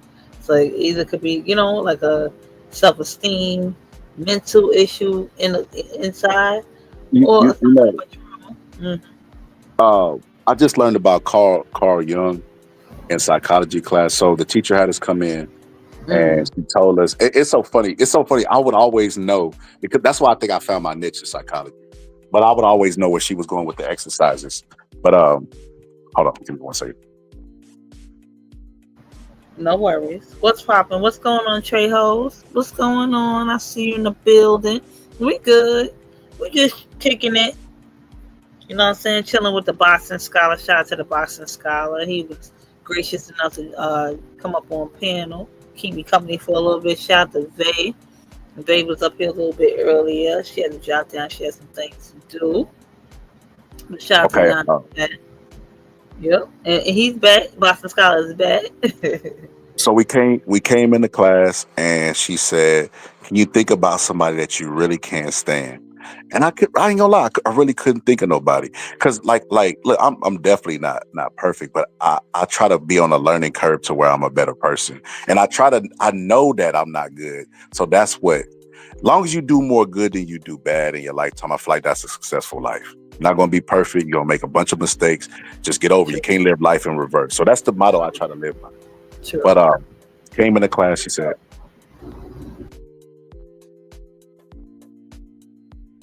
so she said, write somebody down. I'm like, let me think. Who could I write? I was like, I can't think of nobody. You know, I had to think of a YouTuber. And it wasn't the nails on the chalkboard one. But I was like, okay, let me think. Yeah, probably this person. But the exercise, so she taught us about Carl Jung and, you know, the shadow theory that he had or whatever the case may be. And it essentially said that that the person that we wrote down, what we don't like about them is basically something that is within us. It's one of our shadows that we haven't dealt with.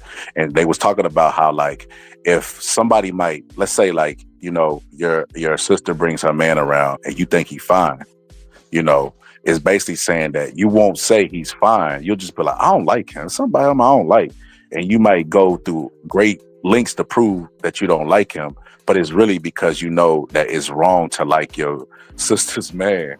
Right. So your shadows start messing with you, you know. So Carl was trying to teach to embrace your shadows. Like, you know, you don't have to sleep with him just because he's attractive, but just acknowledge that he's attractive and you eliminate all the mean behavior that's going to come. So that's like embracing your shadow. So when she said that, I was like, I agree with the shadow part. I don't agree with the person that's on this paper. I was like, because I don't think about them. It was hard. He made the list by default because I really couldn't think of somebody that I really couldn't stand and think about on a daily, because I'm not that obsessed. I think about my own life, you know, got a bunch of stuff to deal with in my own life to be thinking about somebody else.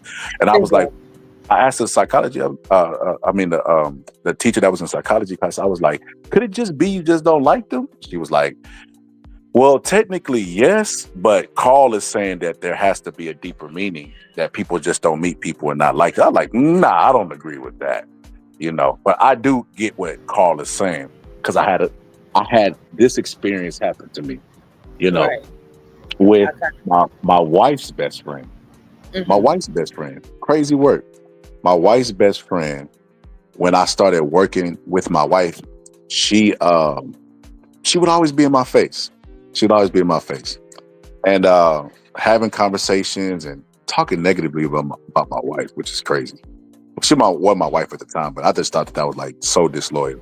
But anyway, she would always be in my face and all this other stuff, you know, and it caused a big situation, you know, and eventually my wife and her fell out. They didn't talk anymore, but they have a mutual friend.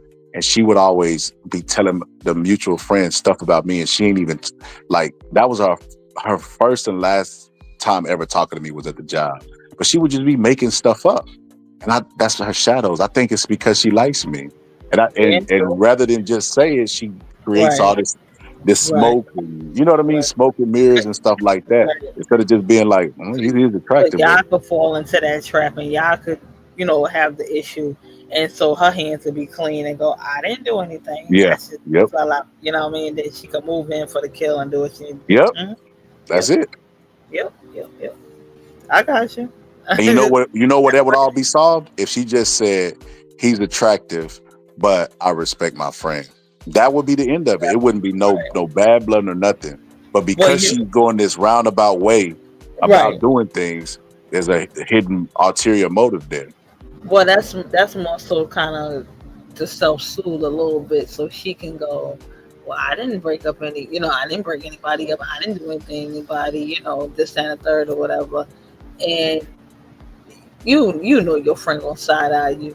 Even if not to be funny about this guy, if a woman says that about my husband and then go, but I ain't gonna do that. He's an attractive dude, but you know, she got him, I'm good. I'm gonna go, bitch, what you looking at? Like, no, she's not supposed to say it to the person, to herself. The lies we tell ourselves. Because the reason why she's doing all of this is because she's not honest about how she's feeling. Right, but I was just okay. But if going by that logic, then if she's supposed to say it to herself, it's going to exude anyway, because it's going to come out some type of, you know what I'm saying, like through a mannerism or through a conversation or, you know, some type of, you know, motion or something. It's going to come out some type of way. That's just some, you know, that was just a inner type of hate that was going on. That, you know, she wanted a way to kind of get at you without making her hands dirty. Like, I ain't do nothing. I ain't breaking nobody. I don't know what y'all talking about. Like, you know what I mean? It's crazy. Right? Yeah. Oh yeah. Yes, absolutely. I 100% agree with that. You know, I'll give you another example. So, you remember I was talking about everybody, the innocent love and stuff like that. My situation was messed up because it was my cousin's best friend, and I was staying with my cousin at the time. So it's like, even when we broke up, the best friend was still lingering around. You know what I mean? So that's why I was a little bit messy. But whenever she broke up with me, she started talking to sugar daddies, right? And I can remember, she went to she had like a neuroscience person or eye optometrist, something. He had bank, right? And my cousin had went to lunch with her and the dude, right? It's the old guy, right? Obviously, because making that kind of money, you definitely have been doing something, you know what I mean, to figure it out how to make that money. So he's an older white guy, right? And they went to lunch or whatever, came back, and my cousin talked about it. She was like, "Did you see his old ass and blah blah blah and this and that?" Understandable, right? She goes back to the conversation. Yeah, and blah blah blah blah. All right, you already got your point across. It's kind of weird, but okay. Third time, fourth time, and then finally, my cousin was like, "Girl," because they twins. So she tells her, she was like, "Bitch, I will make you a site where you can meet a millionaire. Shut the fuck up about it already." And she got quiet. She got quiet because that was her shadow. She was jealous that her friend was with a millionaire and she possibly ain't got to work no more. So she wanted that for herself. But rather than just say that, she just hated it. I see this all the time with content creators, where people will critique somebody's content and act like they just coming from a good loving place, when really they just want to be content creators themselves. Yeah, and low key hating on. Absolutely. Yep. You hit that. Stay shadows. You hit that hammer. You hit that nail on the head. Definitely saying hit the hammer on the head. You get what I'm saying. You hit that right there. Yep. Pause. Don't do it. Yeah. You definitely. That is exactly what that is. That is exactly. Now you actually just told me something, because I never heard of the shadows and this and the third. You actually hit that on the nail. Hit that on the head. Like, that is exactly what that is. And again, it's so prevalent. It's so prevalent in the black tea sector. It's so prevalent. It's all good when you're a smaller content creator and you're helping promote the bigger content creators, because all you want to do is just learn from a bigger content creator. It's not so much about kissing ass or sucking up or nothing like that. You just want to be, good at what you do as well. You come in. At least for me, when you decide to become a content creator, you want to come into it for the success of it. You want to be great. You want followers. You want the numbers. You want the same things that you see your favorite content creators getting. So you want to learn from the best, or who you deem to be the best, and see how you can do that for yourself as well.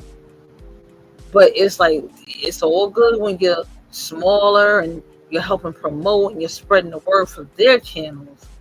Let you gain some traction and some motion and a little piece of success. And watch how they flip on you and go, "Oh, you think you all that now? Or I taught you everything you know. Oh, you wouldn't be nothing if it wasn't for me." It just flips over on you. And you're like, what happened? What did I do? How did we get here? It's crazy work. And when I say that's prevalent over here in the sector, prevalent. It's crazy. I remember somebody had this is crazy. This is a crazy word right here. Somebody used one of my videos and got like way more views than my original video. And I remember I brought it up, and one of my friends like, "Why you just don't copyright strike them?" And I was like, "Man, look, I'm fair to the game. I use Vlad videos. I use a multiple people's videos. I can't get mad when somebody do it to me. That's like part of the game." I was like, I could do it, but I would feel like that's like hating shit to me. Like, no, I wouldn't do that.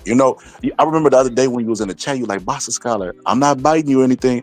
Mel, you could bite anything. You could bite anything. You could ask me for any information. Like, I'm not like that. I'm really about building, and I'm really about helping people. And I feel like if I do that, then people will help me. I'll find the right people as well, and the chain will keep going. But yeah, I appreciate that, because it's so sad that that, again, that's the mentality, like the general mentality over here. Now you got a few great content creators over here that think for themselves and do what they need to do for themselves. Like, shout out to Sneaky Link, shout out to my Manifest, shout out to Vacay Bay. Like, what I'm saying, we do our own thing. We got our own different styles. We don't hate on one another. We support one another. We promote one another. We don't sit around here and just don't try to help each other in any way, whether it be in the forefront or the background, but we do, support each other. But it's just so sad, like outside of ourselves, like you get some content creators that are big in the sector that will try to dim your light or shut you down if they feel like you're getting a little bit too much motion and traction, or if you're becoming, a little bit more of a trending topic than them. So what they will then try to turn you into is the villain and trend off of your trend. You know what I'm saying? So it's so crazy, man. It really is. And for the sector to be that small, that's why the drama brews up and sparks up, and it gets so lively and so deep over here because the sector's not that big. So it like tomorrow, like you could be Boston Scholar, you could come over here and lay down some dope content, dope lives, get the numbers, this and that. Oh, we rocking with you, Boston Scholar, da da da. Soon as your numbers surpass somebody else, soon as you reach a different height and a different level than somebody else, or somebody sees your trajectory about to go past them, now Boston Scholar's a problem. Now this is what we're gonna say and twist the narrative and do with him. That's how they roll over here. It's crazy work. That's how I gotta expand. I gotta move on. I can't stay stagnant, stuck with it like this all the time. It's crazy. I experienced exactly what you're talking about. So when I first got into the game, the people I was cool with, I didn't want to outshine them or step on anybody's toes and stuff. But so I started. I would not, I would just. I ain't gonna say dim my light. I would try not to take over. I would come over, do my thing or whatever the case may be, but just stay in like a box. But it didn't do any good because people who got that in their heart is gonna show no matter what happened. No matter how you try to tiptoe around it, dance around it, it's gonna happen eventually. So you might as well just be yourself. And they gonna always say you changed. Man, I was with you when you had 2 subs, man. Look how much you done changed. Like Jay-Z said, hey, go listen to my old shit. If you want to hear the old me, go listen to my old shit. Everybody's involved. Marriages don't stay the same. Relationships don't stay the same. Why would a content creator who's experiencing life stay the exact same person? That is unrealistic. That's them with their shadow. People got to embrace their shadow. When I learned this stuff, I was like, it made me feel so good. Like learning about the id, the super ego, and stuff like that. It made me feel really, really. I ain't gonna say good, but just to have an understanding of how I work. Yes, how to take stuff and make it work for you instead of it being a negative thing. How to embrace your shadows. Like everybody think bad thoughts. Every mind has thought bad thoughts. You just gotta control it. Make it work for yourself and maintain boundaries in your relationships, and everything will pan out. It's when you tell a lie to yourself where it'll consume. Because like I said, her and my wife ain't friends right now, all because she was attracted to me. That's the only reason. If she had just been like, he is attractive, but look, we got boundaries and stuff. Ain't nothing gonna come of it. Everything would have been good. But shadows, not addressing them shadows. Like I was on one of our friends' panels, and I was talking about the hub and how I watched the hub, and they was like, what? You watch that? And how evil it is? I'm like, look, man, I ain't gonna lie. There was a time in my life where I used to feel guilty after watching videos.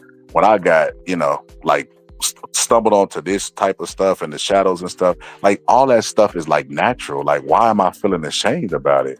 Why am I feeling ashamed about something that's natural? That's like every time I go to pee, I start feeling guilty about peeing. Like, no, you gotta embrace what's natural, like and in your biology, You're gonna always lose if you keep trying to fight your biology. The best thing to do is to embrace it and understand it. Right. And again, that's, to me, I love like an organic situation, like an organic conversation, an organic panel, an organic live. Like you get some content creators over here that already have something in place. They already got a scheme in motion. They got things already pre-planned and set up. Phone calls have been made. Emails are already set up. Like when we call you, you say this and all that. Pardon me.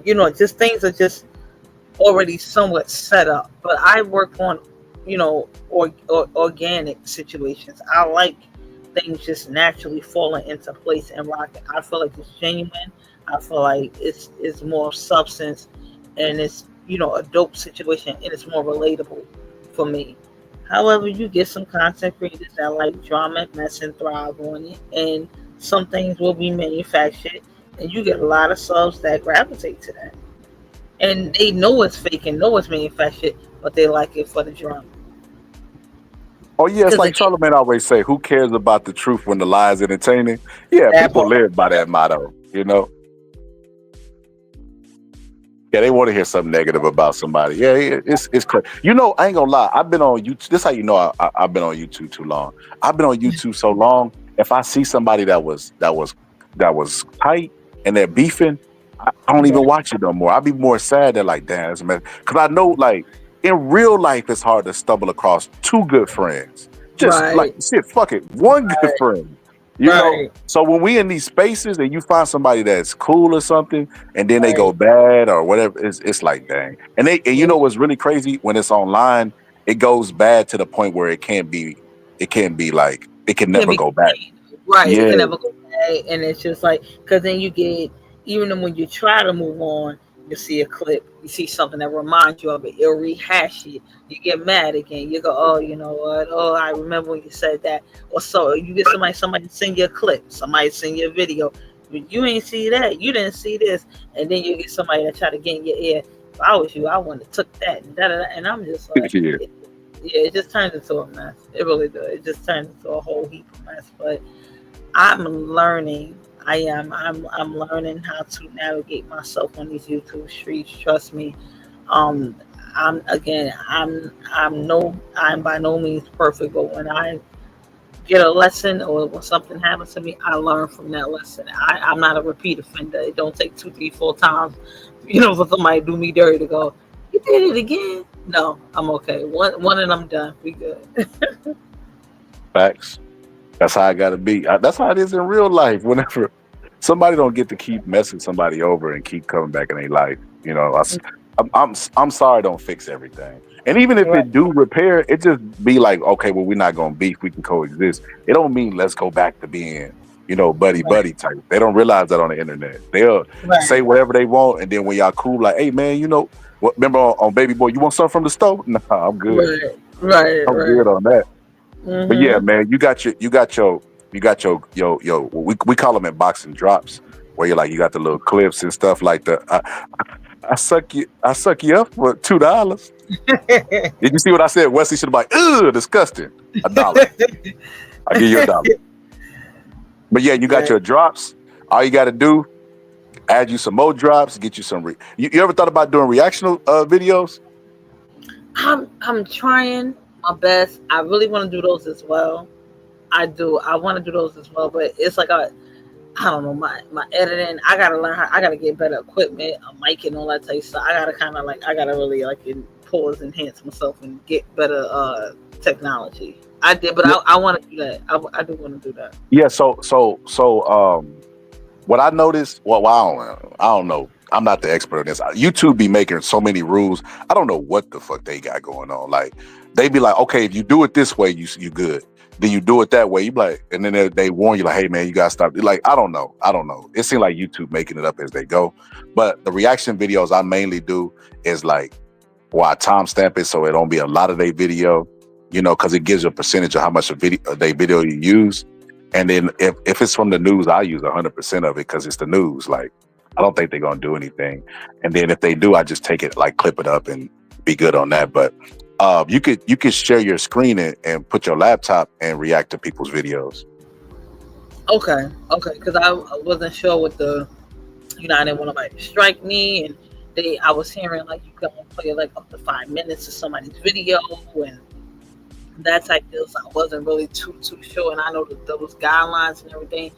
Sometimes I'm sorry, those guidelines are kind of subjective, and I was like, can you be clear, like? And then when YouTube hits you with unless it's like a straight copyright strike, when like somebody saying like you use their content, sometimes those community guidelines, they just send you a general blank, you violated the community guidelines. Which one? Tell me which one. And they don't do exactly. That. like one time I got a community guideline straight on a community wall post. I don't even know what I did wrong to not do it again. And I was like, what the hell is this? And it was like, you just violated community guidelines. I was like, well, which one? You got a whole, they give out videos, tutorials, and send you links and all that, but then they don't even tell you specifically what you did wrong. I'm like, ugh. So sometimes it gets a little piece of frustrating, it does. But I'm trying to keep up with it, and I'm hearing like the AI stuff. You got to kind of be careful with that. Oh too. my God! So that's what I think they got me for last time, but they wouldn't tell me. Could be. Like that yeah, they like you said, they just making this shit up as they go. Yeah, so I did a video with Donald Trump, AI Donald Trump, and Kamala Harris, and I showed a clip where he was like, "I'm hotter than Kamala," you know, all that crazy stuff he was talking about, and I was like, he really liked Kamala, so I played that Just the Two of Us song, and then Kamala was pregnant, and they just demonetized me, and they didn't tell me why. And that wasn't my last video. I did videos afterwards, so I'm assuming that's what it was because it was AI. But they demonetized me for it. They didn't demonetize me twice and gave it back. So I mean, like I said, they just making this shit up. And then that's something again, and that stuff be like automated. You know, it just and it be the AI pick it up, and then you gotta appeal it and get a human to do a human review and all that. That's what sometimes I be like, oh my God, I ain't got the patience for this. I feel like, oh my God. You know what I think helps ChatGPT? I ask it a bunch of questions about YouTube. I'll send it like, what could I do? Like, what percentage could I use of a video? See, because I learned there's a difference between a copyright claim and a copyright strike. A copyright claim is just somebody saying, this is my content, I want to get paid for it. And you could always have the option to clip it out of your video. Right.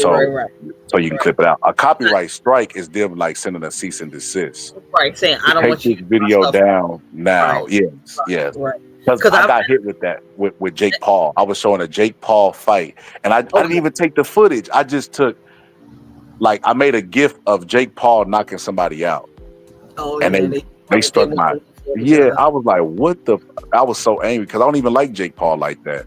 and I actually my old channel, I was monetized at one point, and it was they actually let you share revenue, and there's something that pops up with that as well, and it's like, okay, the person allows you to share their revenue as well, and that's a it's called a copyright something. I forgot what it's called, but it actually allows you to play it. And they're basically saying like, as long as you're playing our content on your channel, we'll allow you to do it, but you have to split your proceeds with us. So it's like YouTube taking a cut, and then they take a little piece off, and whatever's left, you get it too. Yeah. Shit, that's the crazy part about me getting struck by Jake Paul. Like I said, I didn't really fuck with Jake Paul. Is before then, I was when I say I was on fire, man, I was doing like 200K viewers on the live. Like I was on fire, and the subs was building up. I was going like getting like 300 subs every live. I'm doing the math. I'm like, man, I'm finna kill it. Because my goal was 100,000. I wanted that YouTube plaque, so I was just going crazy. Like soon as I got out of school and on the way to work, I was on the live. You know what I mean? And I continued to live at work. Just told everybody, hold on, I was going crazy with it. But when they hit me with that, they started watching my channel. They started not sending notifications out to people and suppressing it. But yes. And you know what's crazy? I asked them, is my channel shadow banned? And they was like, let me check. I'm like, wait a minute. So you agreeing there's a shadow ban? Why would you check on something that didn't exist? But yeah, I went through that. I was so frustrated. It lasted for like 3 or 4 months, but that taught me a lot about viewership, about people who are really, really. That's how I know what Biggie was trying to tell Tupac is it's true, and it's true for the boxing community, especially because that's another entertainment, and it's like an aggressive form, like kind of like what gangsta hip hop was. But the women will bring the dudes out always. The idea is if the women like them and the men want to be them, that's what makes a boxer that's like Muhammad Ali, you know. So it's the same thing in principle works in the boxing community because it's predominantly male. Y'all come over to, I promise y'all already there, but if y'all start like branching off more to the boxing people, I guarantee y'all gonna start picking up people fast. You know what I mean? It's this girl named well, I don't even say her name, but she's in the boxing community. She's from New York too, from Jersey. But she wanted to learn how to do YouTube or whatever, but she didn't want to ask. But one of my friends told her, like, no, look, I help you out. He helped her out with StreamYard and everything. When I tell you she started pumping out live after live, she be having like 70, like to just be starting, she be having like 70 people watching at one time. And I was like, damn you. But it's because they like that female presence. And we know what else you're going to see? You're going to see people pulling up, fighting on your panel. You know what I mean? Every night I got to fight to prove my They're going to be doing that shit. They're going to be doing it. It ain't going to lie. You know, it might be something instinctively in the male because it's like, it's different when you say, like if I'm talking to my homeboy, I'm like, man, fuck you. I'm like, I might laugh. You know, but like when we on the panel, I'm like, man, fuck you. I'm like, hey, Ray, whoa, bro, chill out. You know, I don't know what that is. You know, I don't know. I guess it's like we in the classroom, you know what I mean? You don't want to be embarrassed type stuff. But yeah, it's a different thing. But you're going to see a lot of fights. Males trying to prove themselves. But yeah, you keep going. And then you in New York. New York is the mecca of boxing. It's where all is, like, where it started. You know what I mean? Like, not for nothing. I really, I was watching, I watched the Jake Paul Tyson fight. I watched that on Netflix. But, what was his name? And I actually, that's when I actually interacted with Phantom Pause, like, you know, for the first time on panel. What was his name? And they fought in Times Square.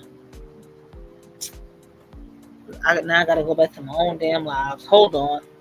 Was it Berlanga? No, it wasn't Berlanga. Hold on. I'm gonna tell you right now. Give me 1 second. I'm on my other. It might have been Shakur. I think he fought there too. No, because I would have remembered that spot. Hold on. It was sorry, hold on. Garcia. That's Raleigh and Garcia. Yeah, Raleigh and Garcia. It was that fight. Hey, and if you ever get press credentials, I mean, that's something you can go cover from the event. Listen, I'm just trying to learn how to YouTube correctly. I know I try to do my little piece of outside thing, but sometimes I'll be like, I gotta take a nap. I get that. You know, it's this YouTuber in boxing, and I ain't gonna say it, but he's really big in YouTube. But he be at the Super Bowl because he actually has some credentials. Like he went and applied through YouTube, and I was like, that's smart, man. Like I'm gonna do that. That's why I changed my name to Network TV because I'm gonna do the media stuff. The media stuff. Yeah. That's how I wanna. I mean, just before I go, because you know, again, I did that like in college and when I graduated and stuff like that. So I kind of want to do like more like I mean, not so much media all the time, but I want to do like neighborhood things, like comparing local restaurants or something like that. You know what I mean? Like food reviews and stuff like that. Neighborhood stuff like that. Like I kind of want to go that route. Like just more like local and like for the people. You know what I mean? Like that sort of thing. Like I may get back into like the media type situation. Like even like the Diddy stuff. I went down there like once and I didn't, because first of all I don't even like court. And then I was just like, Diddy's a slum boy. Like I'm not sitting out there with him for hours. Like he wouldn't do it for me. I'm not doing it for him. I don't care. You had a lot of content creators that was coming out here from out of state, you know, staying in hotels for months to come see. Just do what? Diddy not doing that for y'all? Not doing that shit. It's crazy though. Yeah, but it's like an internship, though. It pay off in the long run because you get a bunch of subs from it. I done did internships at newspapers, radio stations, TV stations. I'm like, child, I can't. Ew. And I live here already. I'm like, all I gotta do is go to Manhattan Road. I gotta jump on the train right quick, just go over there. Yo, let me get a swipe. Let me get a Yeah, swipe. like That's all I heard. That let me get a swipe. Like, man, what the fuck are you talking about? But if you do the food review, you got to review the Oxtail Pizza place. I heard that place is popping. what the hell is the Oxtail Pizza? Yeah, they serve Oxtail Pizza. Oh my. Okay, I gotta find that place. That's crazy work. That's crazy That is work. genius. Because they got pizza everywhere in NY. Every Right. place think they make the best pizza too in Right. NY. Yeah, They're they like, no, do. we got the They best do. pizza. They But do. that was genius to just, where Oxtails is already popular. Might Right. well just take that and mix it too. That's crazy. Next Can you they're gonna be imagine how doing much? a seafood broiled pizza. Yeah. But can you imagine how much a slice of that is? Oh yeah, it's probably expensive. Mm-hmm. But you know what? I've seen a content creator go there, right? And he gave the food to them for free because they were content creators. Oh, okay. We'll see. It's for like more so promotion. They're gonna get more So business. yeah, that's one of the benefits. The benefits of being media is you get the fights free, and the benefits of being a content creator is if you tell them, they'll be like, oh, this on the house, because they want to Right. get, they like that. It's like a free commercial. Right. Yeah. Yeah. Yeah. Yeah. That's what I want to. That's what I want to more so do. But I gotta get like a mic, like a clip-on mic and stuff like that to go out and all that type of stuff. So I'm working on it. Cause I really, not to be funny, I wanted to do like the content creating thing, but I'm taking it more seriously now. So I do want to again, like I said, expand to a broader audience and just be more relatable to more people, not just to the regular same old sayings and everydays. Because again, these people when this set to change like the weather. One day it could be cloudy, next day it could be sunny, next day it could be cold. It just depends on what day they got going on with themselves. So Facts. yeah. So Go ahead. I'm sorry. I was gonna say, keep up the good work. My homeboy just texted me like, "Man, you going live? I'm gonna go to sleep." He been waiting for a while. Okay, cool. Okay, I'll come over there. I'll come over there for a little bit, and but please don't forgive me if I fall asleep a little piece of it. You know how I do. You good. You're good. I just had to tell you that today, because I seen you, and you was cooking. Like I said, I see the potential, man, and you trying to. I get the sense that you want to do more. As long as you want to do more, you're gonna find you're gonna be exactly where you're supposed to be.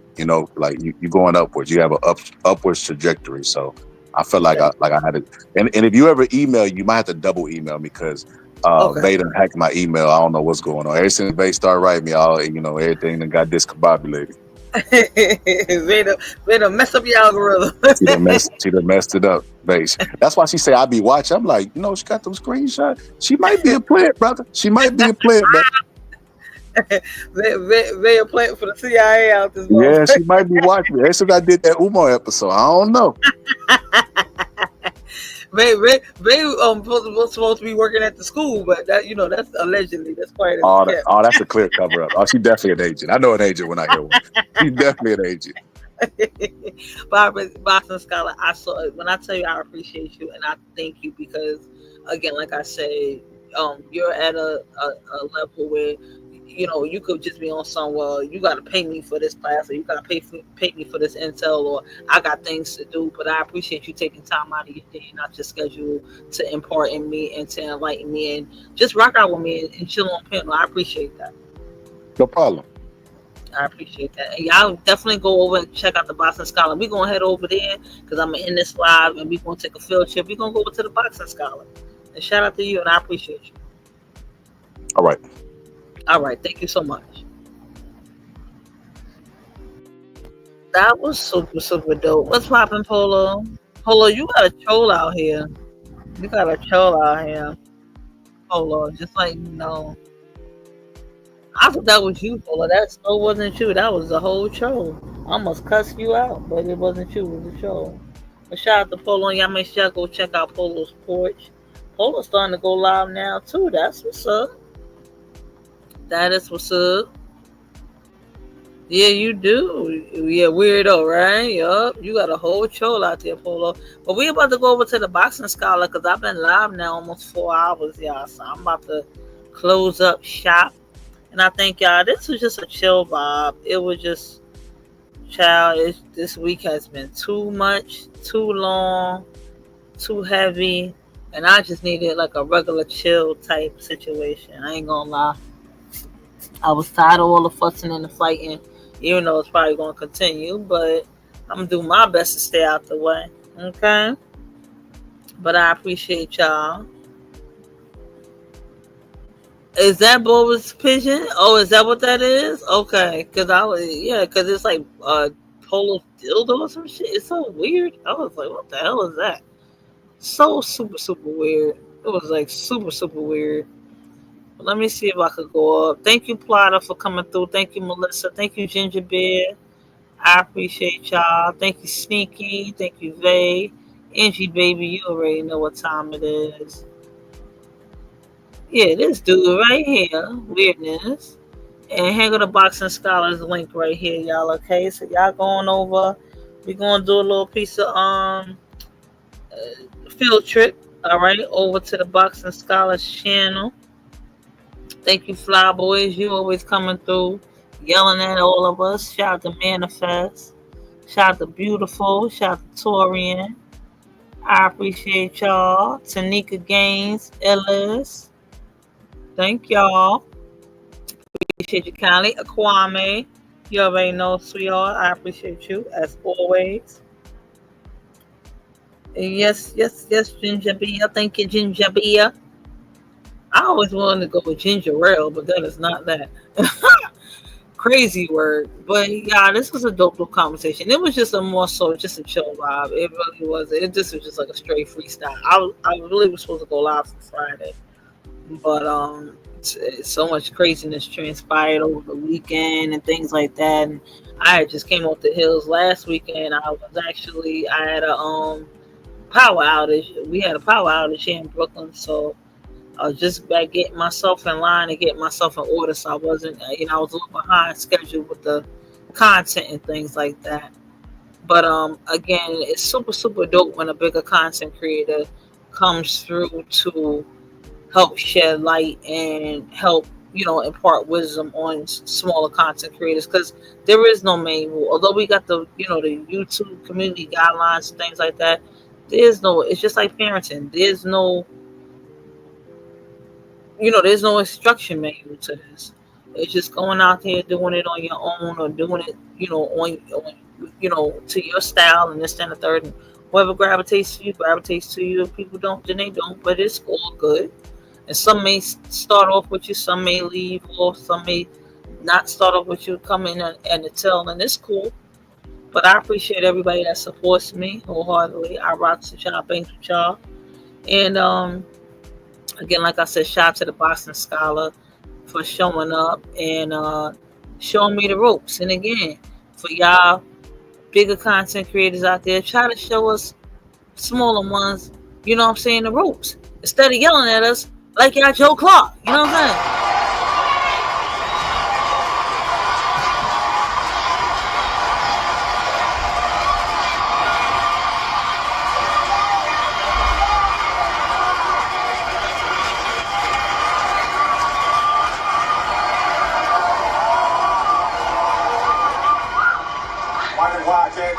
Turn out for study hall. All right, now, kids, this is all very nice. But now I'm going to insist that you all go home and let the laws of the land prevail.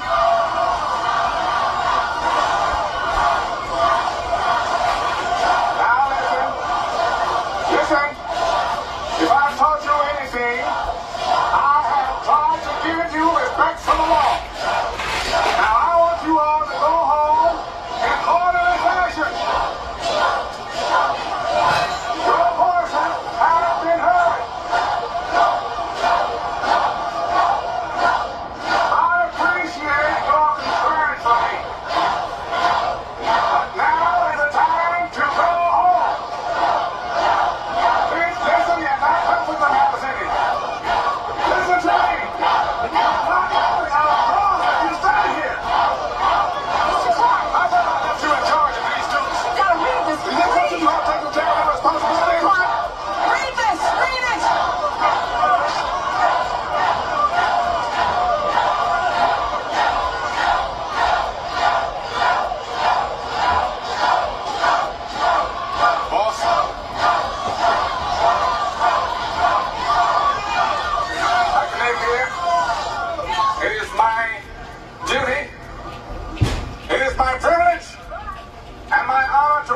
to you that the students of Eastside High have passed the minimum basic skills test.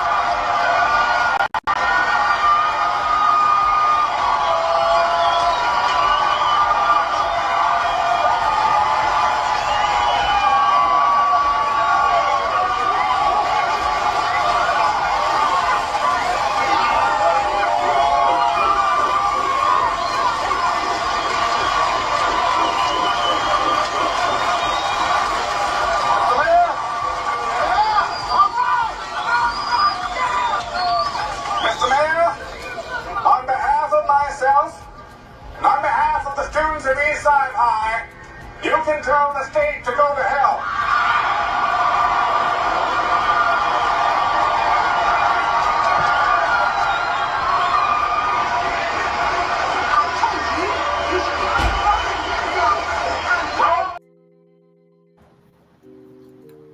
Yes, that. Shout out to the boxing scholar, yo. Shout out to you. A bigger content creator that's not afraid to share gems and share pearls of wisdom with a younger up-and-coming content creator, and I hold everything in the bag just to go, oh, I don't want to see you surpass me or even see you do better for yourself. Not to say I'm going to jump over him overnight, of course, but at least try to help something before you critique and make funny comments and call people corny and who don't like who and who don't like what. Whatever. You don't like you. I'm corny. Turn the channel. That's it. You don't like it, turn the channel. Like Mike Tyson said, you don't like it, turn the channel. That's it, period.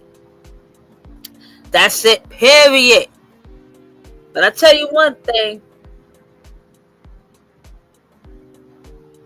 I'm gonna be a little piece like Joe Clark out this motherfucker. Leave me alone. Leave my manifest alone.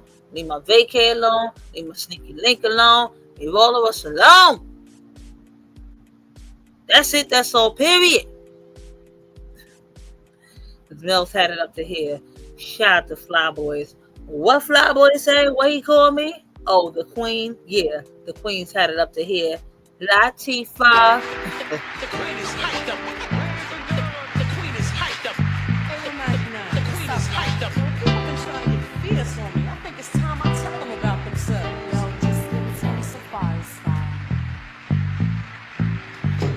Well, it's the LA, the TI, the FAHUCY, the QEE, and is the reason I must be myself. What else? Well, fame hasn't got me. Souped up, selling out, sloppy or poppy. There's so much to live for. Therefore, here's more from a woman. All women, keep your rumors to yourself. The overblown, homegrown, non-known fools who never shown proof, let alone own a lot. The props or a hip-hop pop chart notch or your clock is my spot. Now who got the mics? I do. Why you little played out at you? I'm allergic to whack crews. The loud, the T, the fuzz, the Queen is up. Growing star that you never seen before. How dare those who talk, we can't have them. So make me wanna go out with the bat and the magnum. But a wise, civilized and growing higher. Judgments from the Queen, punishment is the fire. I'm here to make these fools out of liars. You must learn to step and respect the sire. Fix the fire. Latifah's had it up to hear the floors are feeling fear. The sound is playing like a Q-tip digging in your ear. Mama Zulu stands for positivity, knowledge, and grace. I never run my beast to them, I take it to your face. Open wide, you're hoping not instead of stop or maybe choke. Cause it's very hard to breathe while I has got you in a yoke. I caught you, thought I cut it short and no one's ever getting near. Latifah's had it up to here. Give it to a queen.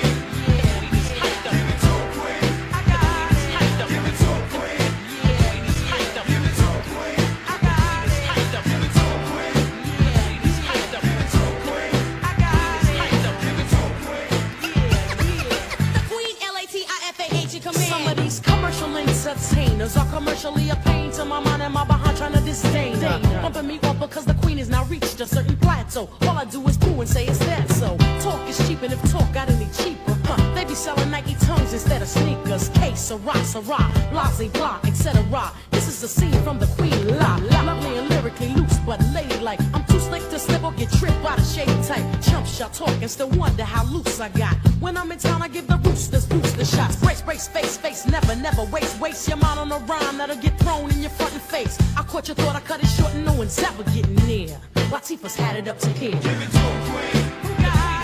Give it to a queen.